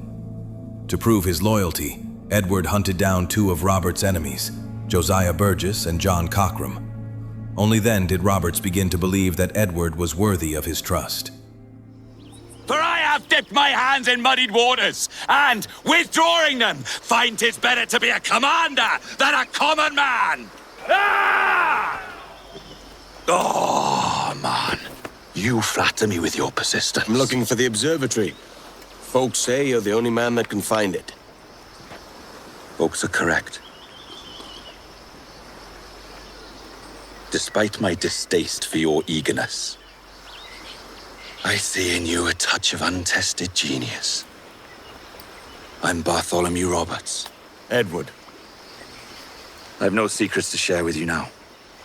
But if you'll lend me your aid, in 2 months' time west of the Leeward Islands, well, it's there you'll get some answers, I promise you.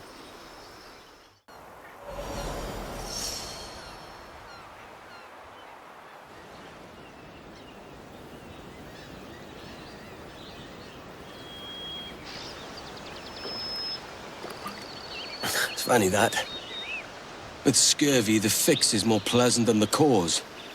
When you catch a dose from a horn, must treat it with quicksilver. You're fonder of getting the disease than you are of curing it. Something biting at you. All men desire to live by a code or a creed, yes? Yet when pressed, most defer to their instincts rather than the laws that bind them. But what is the appeal of a creed if it does not yoke all men to like behavior? Might make a man feel like he belongs to something. What's your answer? Oh, that all men are sheep. And that an old wolf like me deserves every ounce of blood he draws. Sail to this location. Bring only those you trust.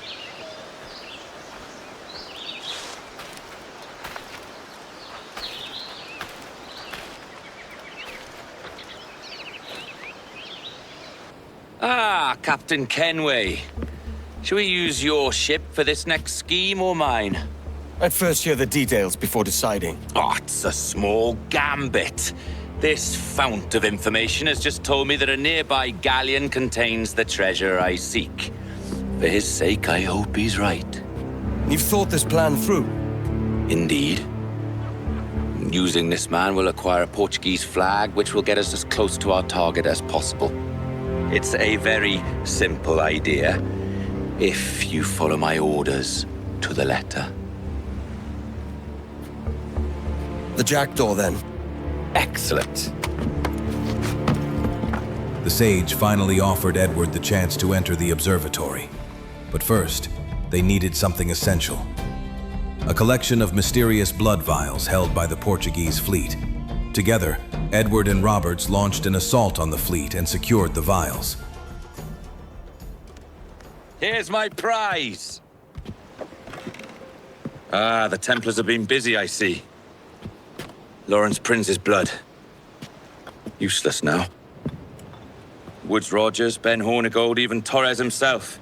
Small quantities kept for a special purpose. You must take me to the observatory, Roberts. I need to know what it is. To what end, eh? Will you sell it from under my nose? Or work with me and use it to bolster our gain? Whatever improves my lot in life. How ridiculous. A merry life and a short one, that's my motto. It's all the optimism I can muster.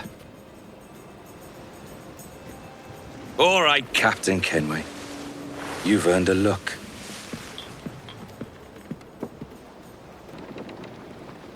Can you feel it, Addy? We're moments away from the grandest prize of all. I feel nothing but a hot wind in my ears, Captain. Come on, man. When we take this treasure, we'll be set for life, all of us. 10 times over. As you wish. Ahoy, Roberts! We'll cast anchor and meet ashore. You were followed, Captain Kenway. How long for, I wonder? It's Hornigold! Burn and flay that turncoat. Deal with your old friend in haste, Captain, before I regret my favor to you. Edward had made a fatal mistake. By following Roberts, he had unknowingly led the Templars straight to the Sage. Among them was Benjamin Hornigold. Knowing what was at stake, Edward gave chase. The Jackdaw pursued Hornigold's warship through dense fog, unleashing a relentless barrage until the vessel was crippled. Unable to escape, Hornigold's ship ran aground on the deserted island of Santanilas. Their final confrontation had begun. Hornigold retreated to the summit of an abandoned Maya temple, surrounding himself with soldiers. But Edward would not be stopped. Fighting his way through the defenders, he climbed the ancient ruins. Then, from above, he delivered the killing blow to the man he had once admired and respected.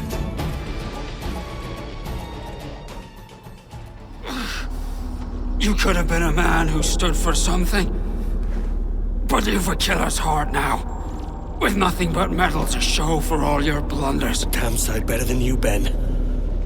The heart of a traitor who thinks himself better than his mates.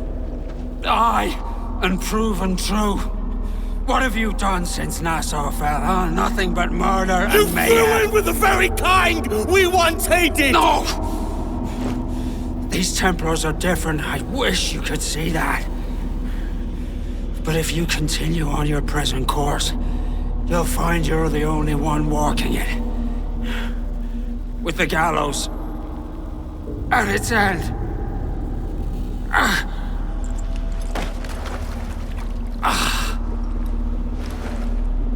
It may be.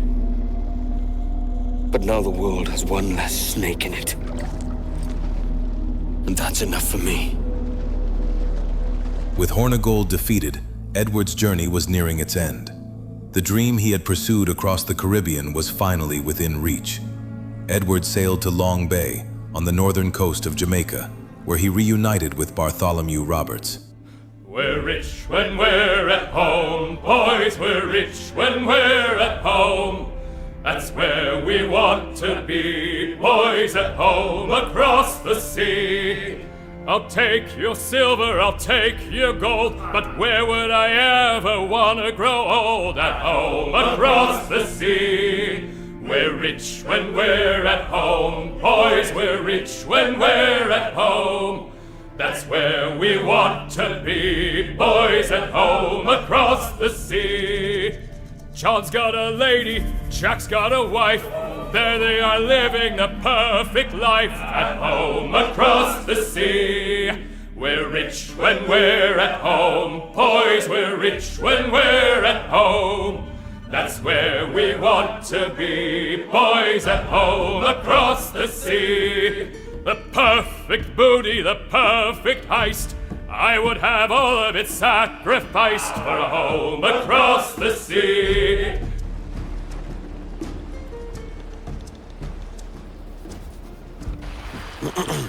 Is that pirate hunter dead? Aye, by my own hand. Why is it you alone can find what so many want? I was born with memories of this place. Memories of another time entirely, I think. Like another life I've already led. Curse you for a lurch, man, and speak some sense. Not today. After you, Captain. The path ahead is dangerous.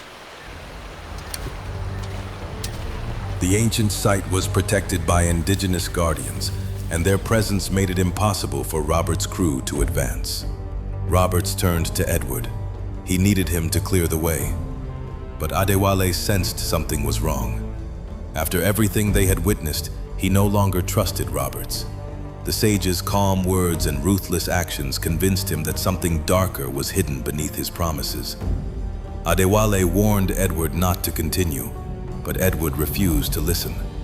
Consumed by his desire to reach the observatory, he pushed forward, believing that the answers and fortune waiting inside would finally justify everything he had sacrificed. Leaving Adewale and the crew behind, Edward followed Roberts deeper into the jungle. Fighting through the Guardians, Edward carved a path toward the ancient structure hidden within the island. At last, they reached their destination. A massive black geometric structure stood before them, the observatory, a place that had been hidden for centuries, a place that had driven both assassins and Templars to war.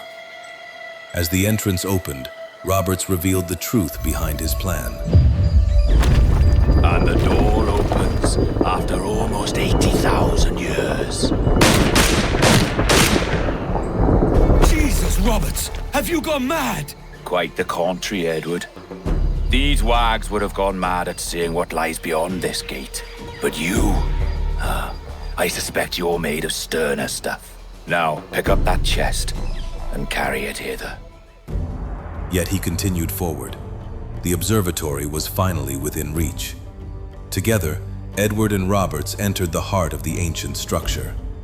There, surrounded by forgotten technology and secrets lost to time, the sage revealed the true purpose of the observatory. More blood vials. Yes, these cubes contain the blood of an old and ancient people. A wonderful race in their time. The more you talk, man, the less I understand. I don't expect you to. Only remember this. The blood in those files is not worth a single real to anyone anymore. It may be again one day, but not in this epoch. Here we are. Place the chest just there.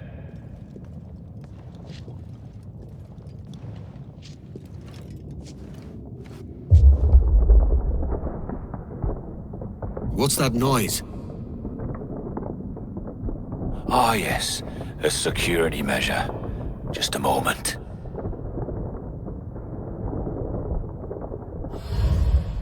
There we are. So what is this place? Think of it as a large spyglass, such as we sailors carry. A device capable of seeing great distances.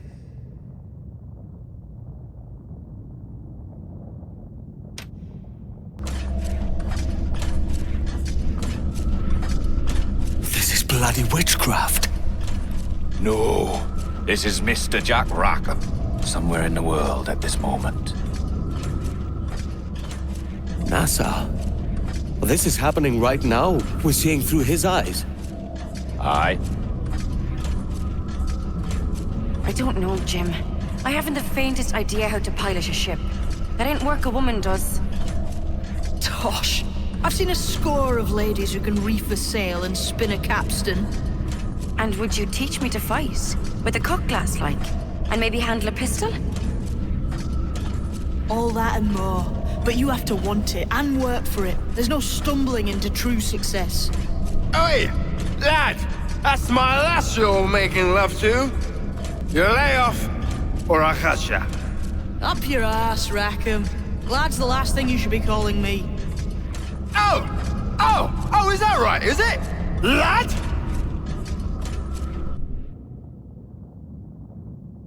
A curious bunch. Let's try another. Governor Woods Rogers.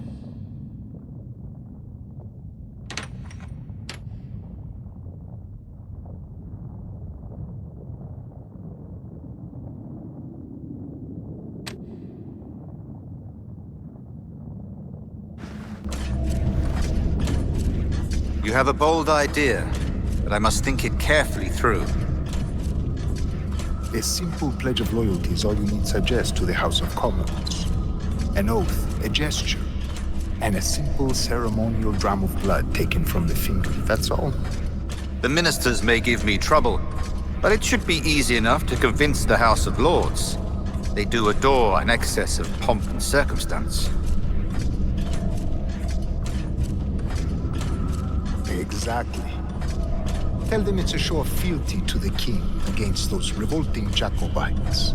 Yes, indeed. Oh, these Templars.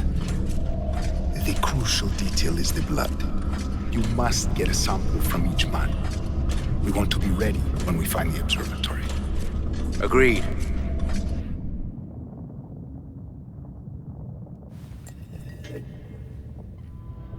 A precious tool, you see. Sorcery, that's what it is. Not so!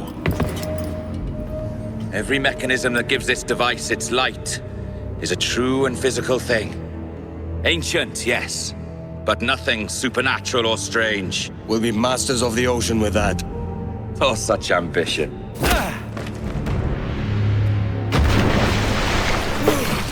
There is nothing in my code about loyalty, boy.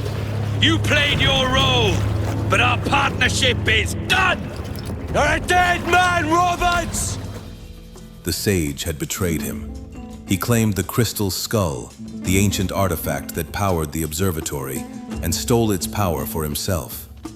With Edward trapped inside the hidden facility, Roberts sealed the entrance and left him to die. But Edward Kenway was not finished.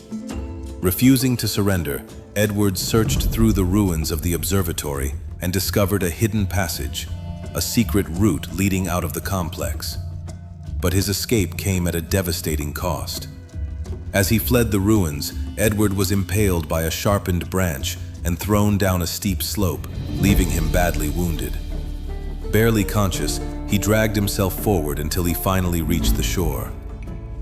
But waiting for him there was the last sight he wanted to see: Bartholomew Roberts and his crew. Oh, your Jackdaw's flown, Edward. Eh? That's the beauty of a democracy. The many outvote the one.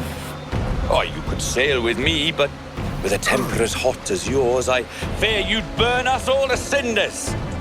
Luckily, I know the king's bounty on your head is a large one, and I intend to collect.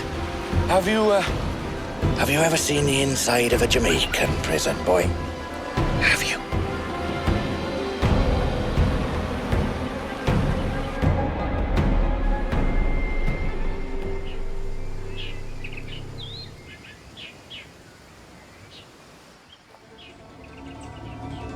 I've an awful feeling about this. You'll be hurt out there. I couldn't handle that. I'll be careful, I promise. And when I'm flush with coin and set up, I'll send for you. I will. Caroline, come away! Don't exert yourself! I can't promise I'll come, Edward. If you leave on this fool's errand, I cannot promise anything. Don't give up on me, Caroline. Not when I need your faith the most.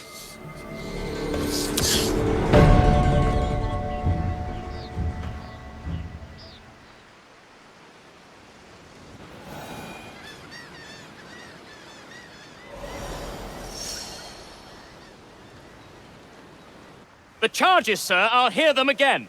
My lord, His Majesty's court contends that the defendants, Mary Reed and Anne Bonny, did piratically, feloniously, and in an hostile manner attack, engage, and take 7 certain fishing boats. Secondly, this court contends that the defendants lurked upon the high seas and did set upon, shoot at, and take 2 certain merchant sloops, thus putting the captains and their crews in corporeal fear of their lives. Edward James Kenway, born of motley parentage in Swansea, to an English father and Welsh mother. Married at 18 to Miss Caroline Scott, now estranged. She's a beautiful woman, I am told, but not at all well these days. If you touch her, you bastards, I'll... Quite a surprise finding you here rotting in a Jamaican prison. We heard rumors that you had taken up with the pirate Roberts. If you know the observatory's location, tell us now, and you'll be out of here in a flash. Rogers can hold these British hounds at bay for a time, but this will be your fate if you fail to cooperate. You, Mary Reed and Anne Bonny, are to go from hence to the place from whence you came, and from thence to the place of execution, where you shall be severally hanged by the neck, till you are severally dead, dead, dead! Oh, Ross! May God in his infinite mercy be merciful to each of your souls! We're pregnant!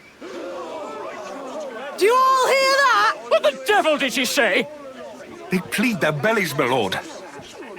Aye, you can't hang a woman quick with child, can ye? Quiet! Quiet! If what you claim is true, then your executions will be stayed, but only until your terms are up. Then I'll be up the duff the next time you come knocking. Remove them!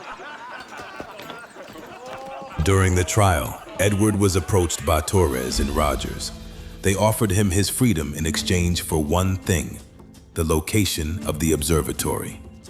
But Edward refused. He would never reveal the secret.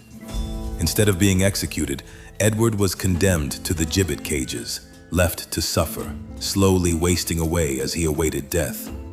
4 months passed. Then, hope finally arrived. Good morning, Captain Kenway. I have a gift for you. Do not mistake my purpose here. I have come for Anne and Mary, and you owe me nothing for this. But if you would lend me your aid, I can promise you safe passage from this place. I'll need weapons. You are comfortable with this, I am told. We must hurry. Edward accepted without hesitation. Breaking into the prison, Edward fought his way through the guards and searched for his friends. Along the way, he passed the body of Jack Rackham, hanging from the gallows, and found Charles Vane, broken and lost inside his cell. But Edward continued. He reached Mary and Anne and eliminated the guards standing in their way. However, freedom had come too late. Mary? Mary, it's me, Edward. Who's this fella? It's all right, Anne. He's a friend. What's wrong with Mary? She's ill. And her child? They took her. No idea where. I know it pains, my lady, but we must be silent. Can you walk? Mary was gravely ill. The brutal prison conditions and the birth of her child had taken a devastating toll on her body. Edward tried desperately to carry her to safety, but Mary could not make the escape.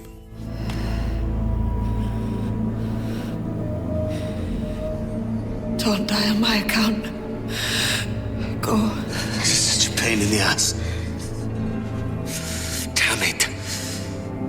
You should have been the one to outlast me. I've done my part. Will you? If you came with me, I could. Mary.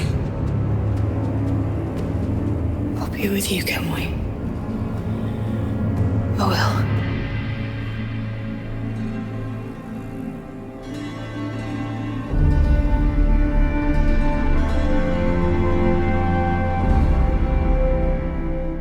Mary died within the prison walls.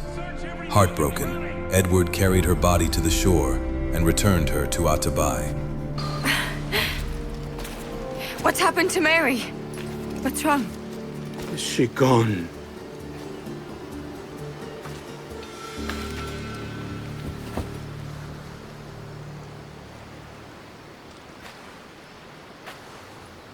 Oh no. Oh God! Oh! What will you do now? Nothing sensible. Oh!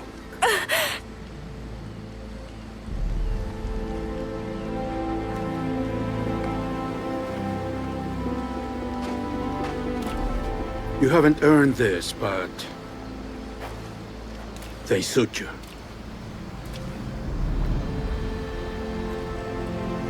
Good fortune to you, Edward Kenway.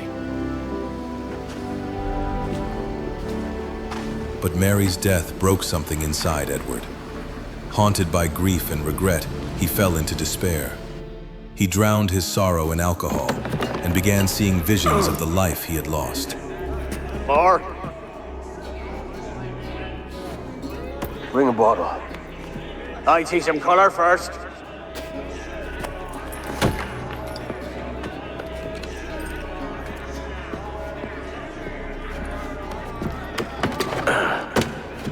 Will this do? In all your years out here, you could never achieve what I've done in 1/5 the time. Because you're a good man, Edward, see? Goodness is your disease. That's my prize, Roberts. Now give it here! Remember my creed, boy. A short life and a merry one, that is all. The world owes us nothing more than this. So take what you will, and then die before you live to see yourself made a fool. Give it here. That's right, boy, take it. I'll sweeten you, maggot. I'll cut you down!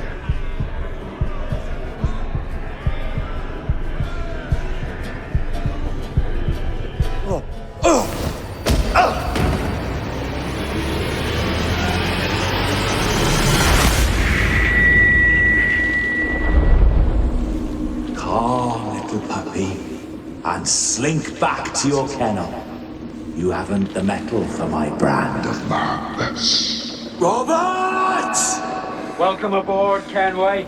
It's prizes, plunder, and adventure ahead. Are you game? Out of my way, Ben.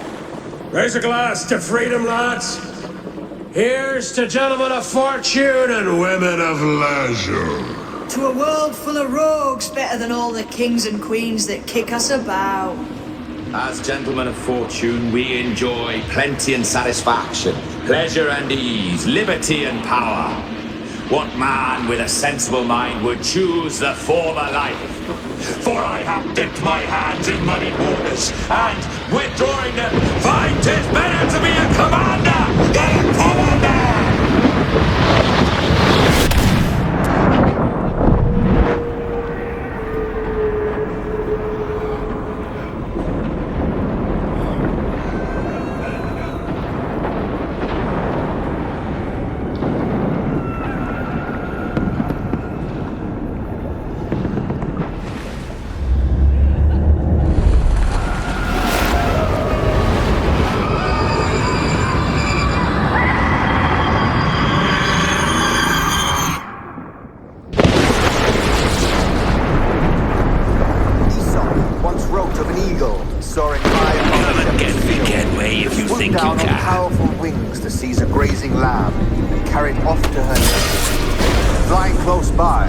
A jackdaw saw the deed, and it filled his head with the idea that he too was just as strong and capable. So, with a great flapping and rustling of feathers, the jackdaw came down swiftly and clutched at the coat of a large ram. But when he tried to fly away, he found he could not lift the animal, for his size and strength were not up to the task. And even as the jackdaw struggled, the ram hardly noticed he was there.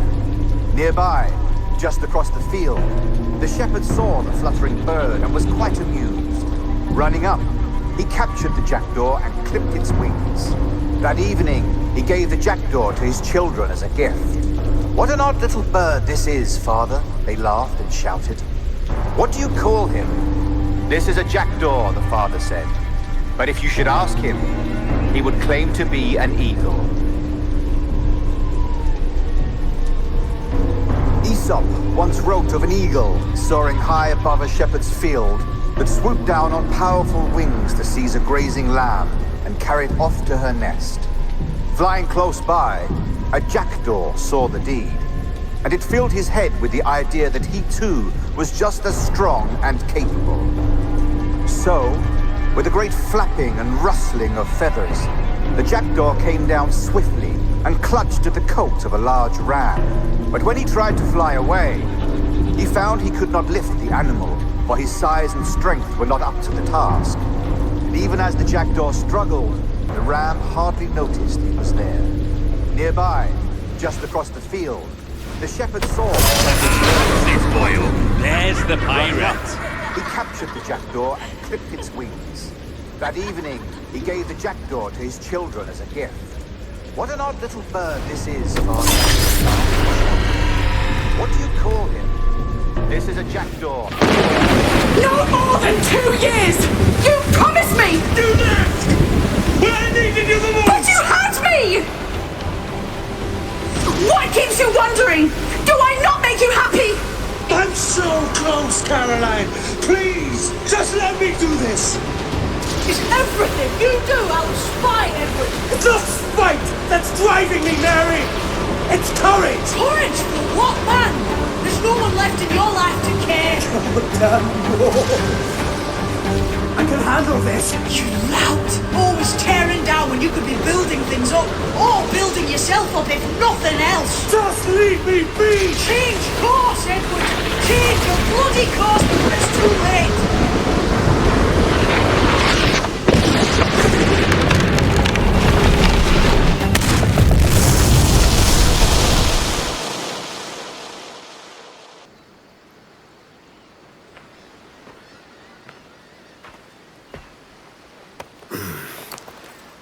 Captain Kenway! You look like a bowl of plum duff. Christ! Oh, I've got a head for 10. On your feet.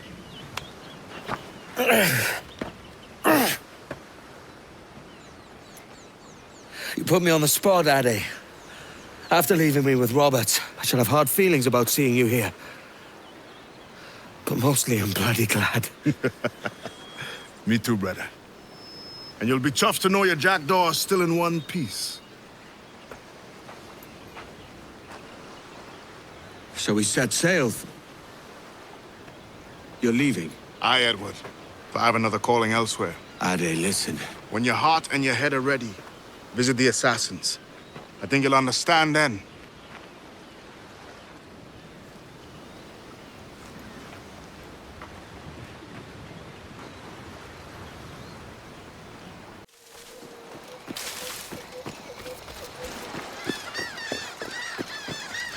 It's Ade. There's trouble.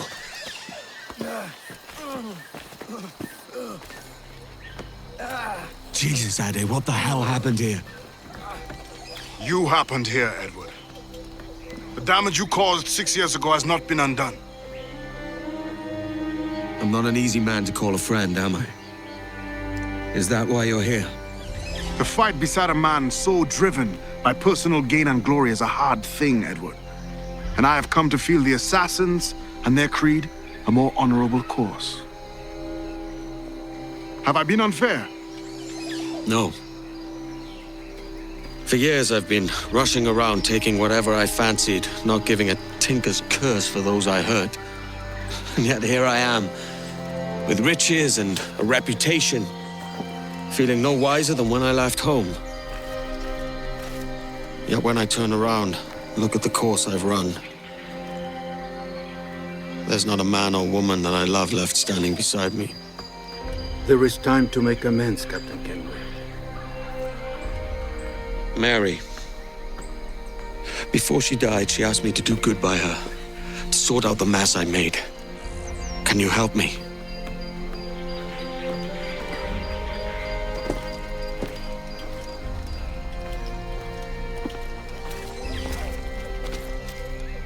Mary was fond of you, Edward. She saw something in your bearing that gave her hope you might one day fight with us. Aye. She told me. And what do you think of our creed? It's hard to say. For if nothing is true, then why believe anything? And if everything is permitted, why not chase every desire? Why, indeed. It might be that this idea is only the beginning of wisdom, not its final form. That's quite a step up from the Edward I met here many years ago. Anne?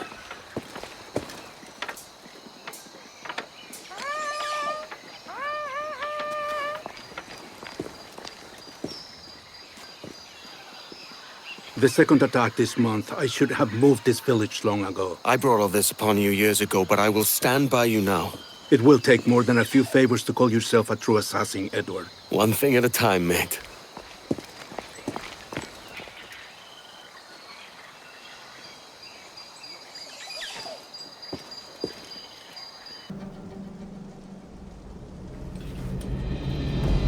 Yanumuk awol yetel abishan.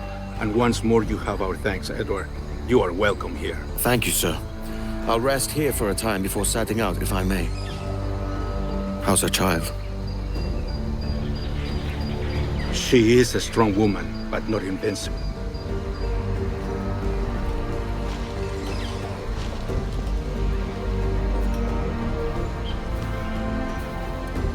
Edward. I'm sorry for your loss.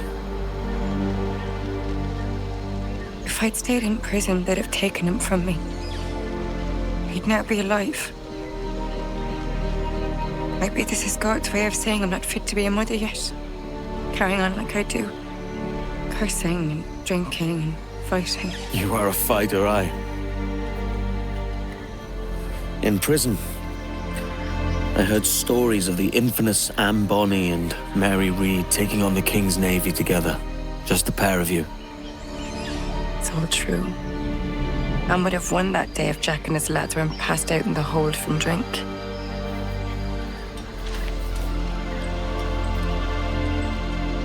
Edward. Everyone's gone, aren't they? Mary, Raccoon, Patch, all the rest. I miss them so. Rough as they were. Do you feel that too? All empty inside? I do. Devil curse me. I do.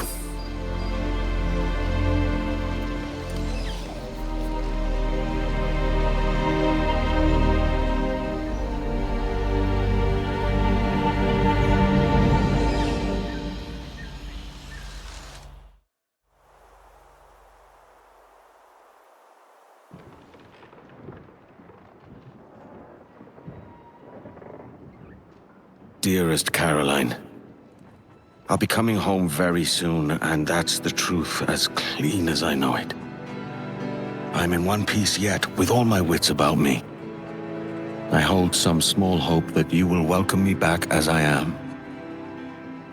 Though we be married in God's eyes, your own may take a different view. I pray it isn't so. Keep an ear open for a ship named Jackdaw. I'll be at the helm, eager for a sight of your beautiful face. A face I have not forgotten in all my years away. Your devoted husband, Edward James Kenway.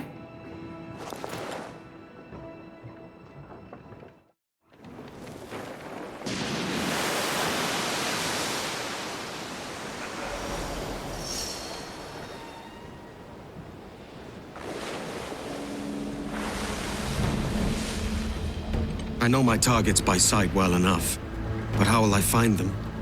We have spies and informants in every city. Visit our bureaus and the assassins there will guide you.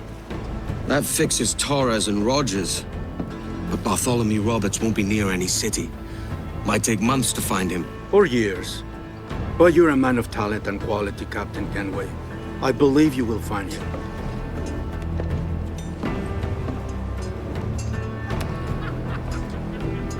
And if you're at a loss, do not be afraid to call on your quartermaster for aid. Quartermaster! What's our present course? Due west, Captain, if it's still Kingston we're sailing for. It is indeed, Miss Bonny. Call it out. Weigh anchor and let fall the courses, lads! We're sailing for Jamaica!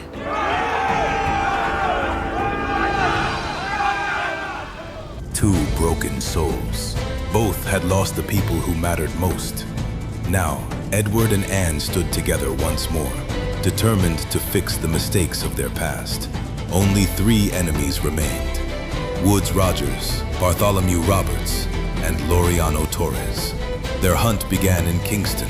There, Edward sought the help of the Assassin Bureau leader, Anto, to uncover Rogers' whereabouts. Captain Kenway. You have something for me? The present whereabouts of the Templar Woodes Rogers. He is attending a small political function, so do it clean. The word is King George is calling Rogers back to London. Aye, not happy with his progress in Nassau. Still too many pirates roaming about, from what I hear. You'll need a disguise to fool the powderheads at this party. I suggest the visiting diplomat, Ruggiero Ferraro.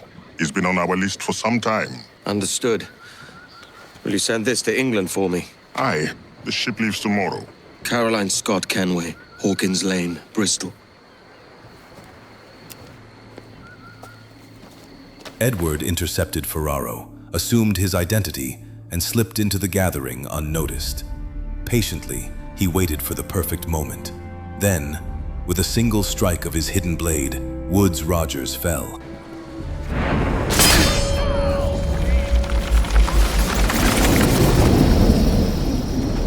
He was a privateer once. How is it you lacked so much respect for sailors only trying to make their way in this world? You couldn't possibly understand my motives, cretin! You will spend a whole lifetime dismantling everything that makes our civilization shine. But I do understand. I've seen the observatory, and I know its power. You'd use that device to spy and blackmail and sabotage. Yes.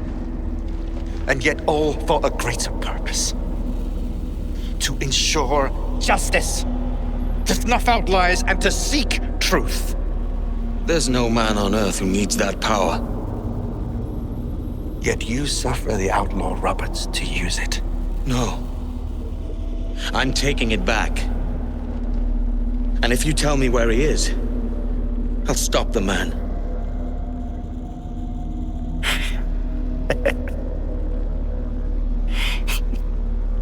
Here at the edge of a blade, I find a friend in you at last.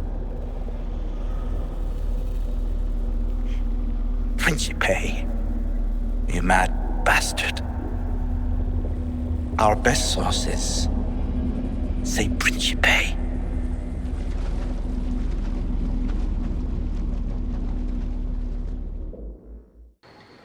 It's done. Where now? Grab your kit and pack well. We're sailing for Africa. Before dying, Rogers revealed the one piece of information Edward needed. Bartholomew Roberts had returned to Principe. In February 1722, Edward crossed the Atlantic once again. This time, the hunt would end.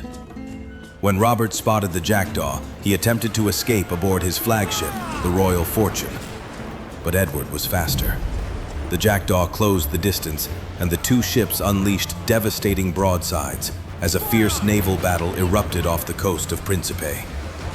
After crippling the Royal Fortune, Edward led a boarding party onto her deck. At last, he stood face to face with Roberts. The two fought a final duel amid the chaos of battle. In the end, Edward struck first. His rope dart pierced Roberts, mortally wounding him. As he lay dying, Roberts reflected on the strange fate that had guided both their lives. A merry life, and a short one, as promised. And what passes as merry to a bully like you? Ah, Edward. Your final cut is the unkindest. But I am no aimless fount of chaos. For as long as I have sailed these seas, the love of a woman has always drawn me forward. Would that I had seen her again. Just once in this life, however briefly. No hope of that now. Just the chance that I might have was always cause enough.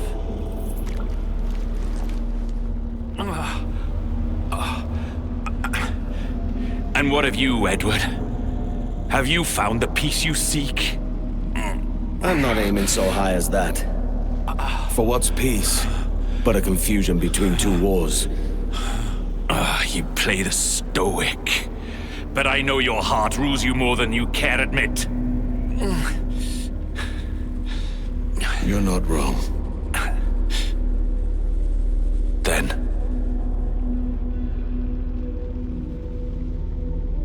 We both know what yearning means. But I will see my wife again. That's my prize for coming to my senses. Yes. Good luck to you then.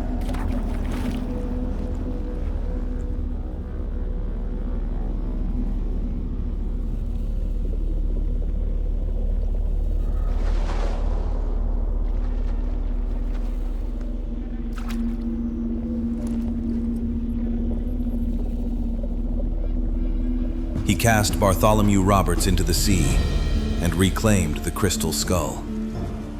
Only one enemy remained, Laureano Torres. The Templar Grand Master had spent years searching for the observatory, manipulating nations and sacrificing countless lives in pursuit of its power.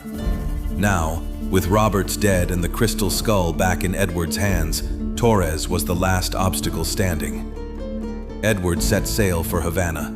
The hunt for the Templars' leader had finally begun.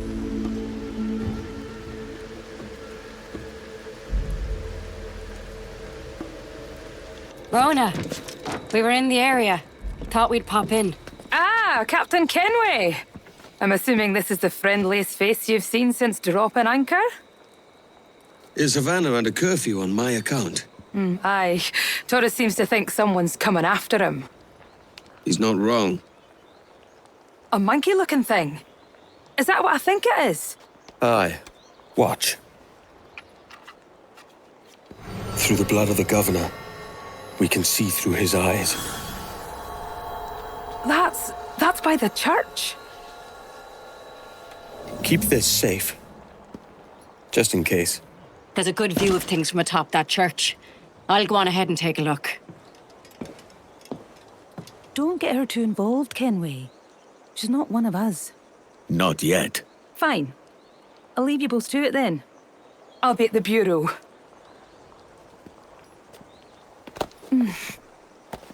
Good luck.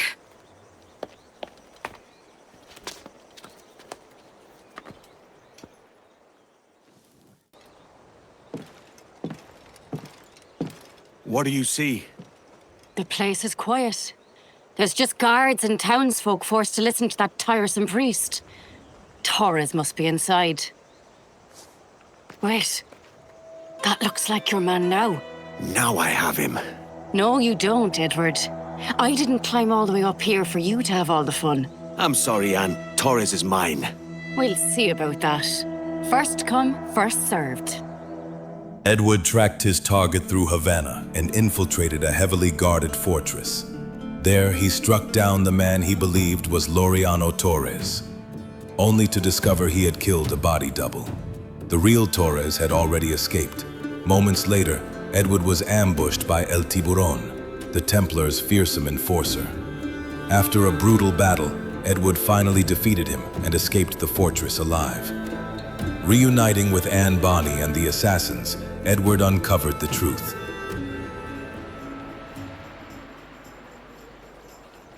We got word Torres left the city. Who were you chasing? That vial was labeled Torres, but held the blood of his second. Where's he gone? Left port this morning, heading west along the coast. The observatory. Will we follow? Send word to Atabai. We've cornered our man. The final race had begun. The Jackdaw fought its way through the Templar fleet and reached the observatory one last time.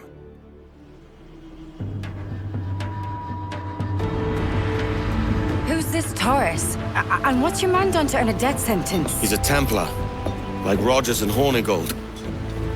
Men cooking up schemes to use the observatory for ill purposes. For power and control. The violence he'd cause with this thing would be subtle but heavy.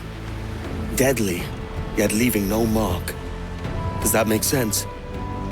Like if there was a drought and people was thirsty, and one man had a large cask of water but gave a sip to none. He'd be a killer with no blood in his hands. Aye, like that. Fair enough. Edward and Anne battled through the jungle, rescued the captured guardians, and entered the ancient temple.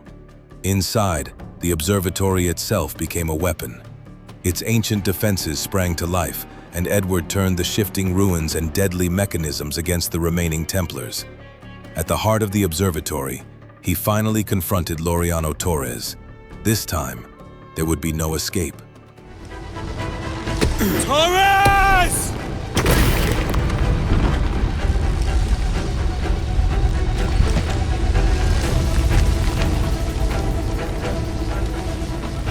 We could have worked together, Edward.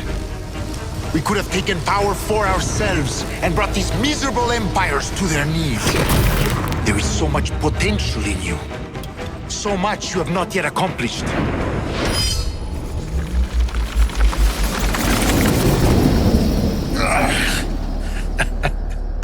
Captain Kenway, ever a splinter in my side. Does this murder fulfill you? I'm only seeing a job done, Torres. As you'd have done with me. As we have done, I think. You have no family anymore, no friends, no future. Your losses are far greater than ours. That may be. But killing you rights a far greater wrong than ever I did. You honestly believe that? You would see all of mankind corralled into a neatly furnished prison, safe and sober, yet dulled beyond reason and sapped of all spirit. So with everything I've seen and learned in these last years, I do believe it. You wear your convictions well. They suit you. After years spent chasing wealth, glory, and legends, he had finally learned that true freedom could never be built on greed or control. With Torres dead, Edward reunited with Atabai, Adewale, and Anne Bonny. Torres awakened something fierce. Are we safe?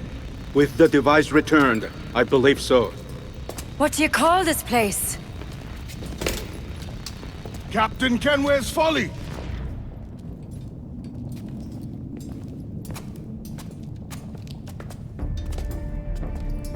Petzawol Tesu Tukila.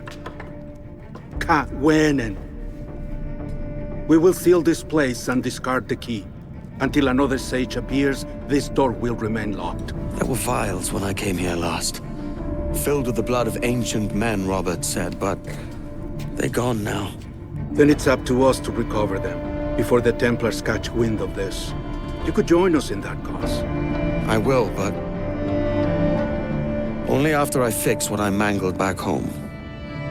You remind me. A letter came for you.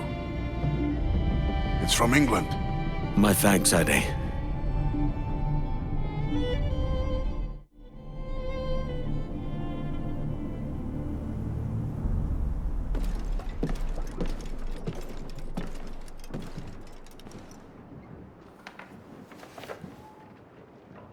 Caroline had died 2 years earlier, and with that heartbreaking news came one final revelation. Edward had a daughter, Jennifer Scott. The future he had dreamed of, the family he had hoped to rebuild, was already gone.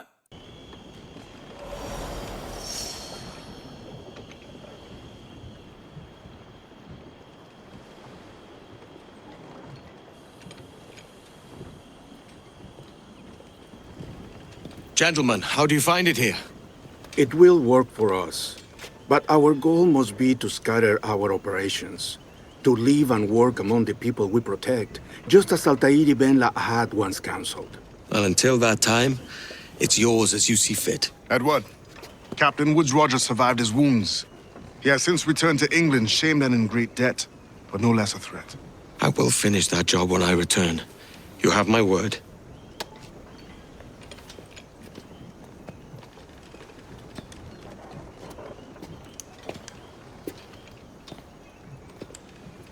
Evening, Anne. Edward? I'll be sailing for London in the next few months. I'd be a hopeful man if you were beside me. England's the wrong way around the globe for an Irish woman. Will you stay with the assassins? No, I haven't got that kind of conviction in my heart. You? In time, aye. When my mind is settled and my blood is cooled. Sail ho! Coming into the cove!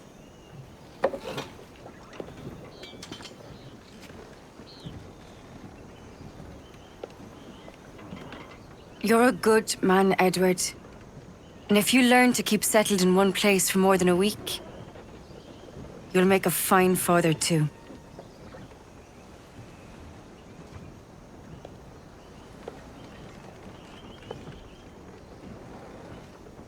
Of all the money that e'er I had, I spent it in good company. And all the harm that e'er I've done, alas, it was to none but me.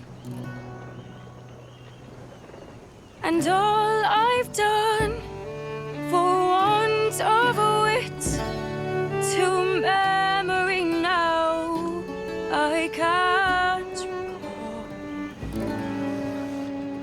So fell to me the parting glass. Good night and joy be with you all.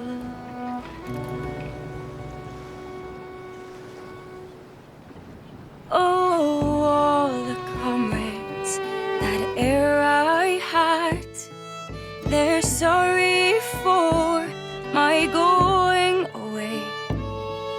And all the sweethearts that e'er I've loved, they'd wished me one more day to stay. But since it falls unto my lot that I should rise and you should,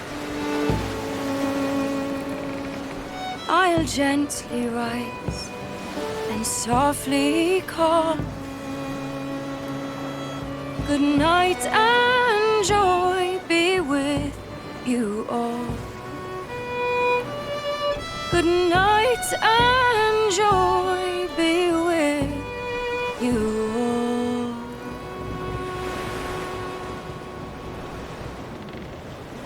Father, did you always know how to sail a boat? The Jackdaw is a ship, Jenny, not a boat.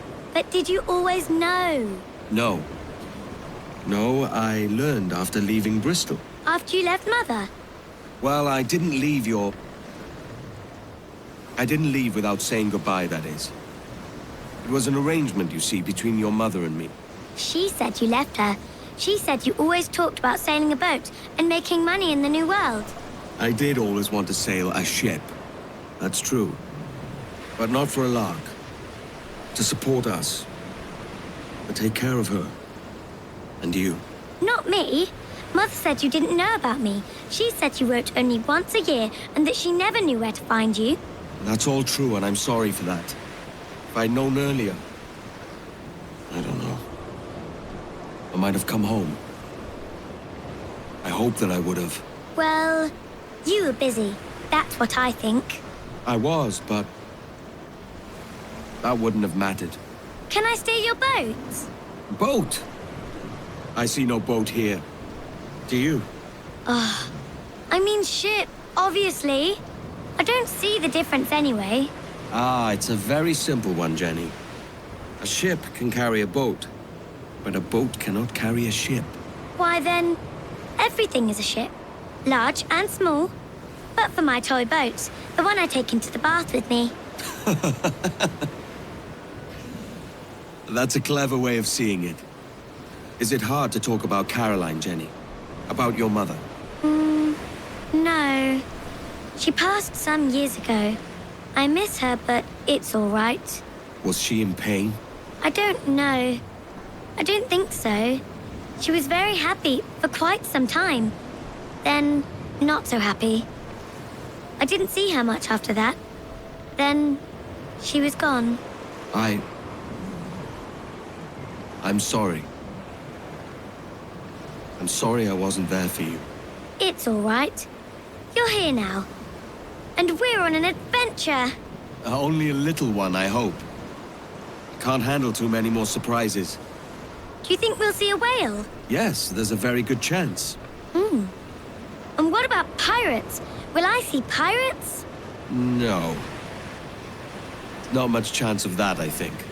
Oh, that's rather sad. I should have liked to have seen one. Tell you what, Jenny. As soon as these winds die a little, I'll let you steer the Jackdaw. One little trick at the helm before sundown. Yay!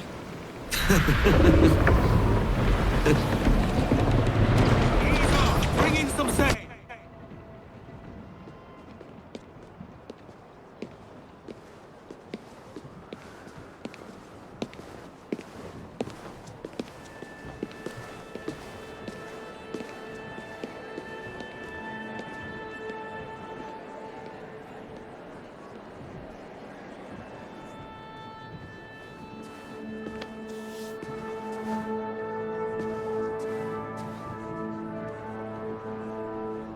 Miss Jennifer Kenway, may I introduce myself? Jennifer Scott, if you please.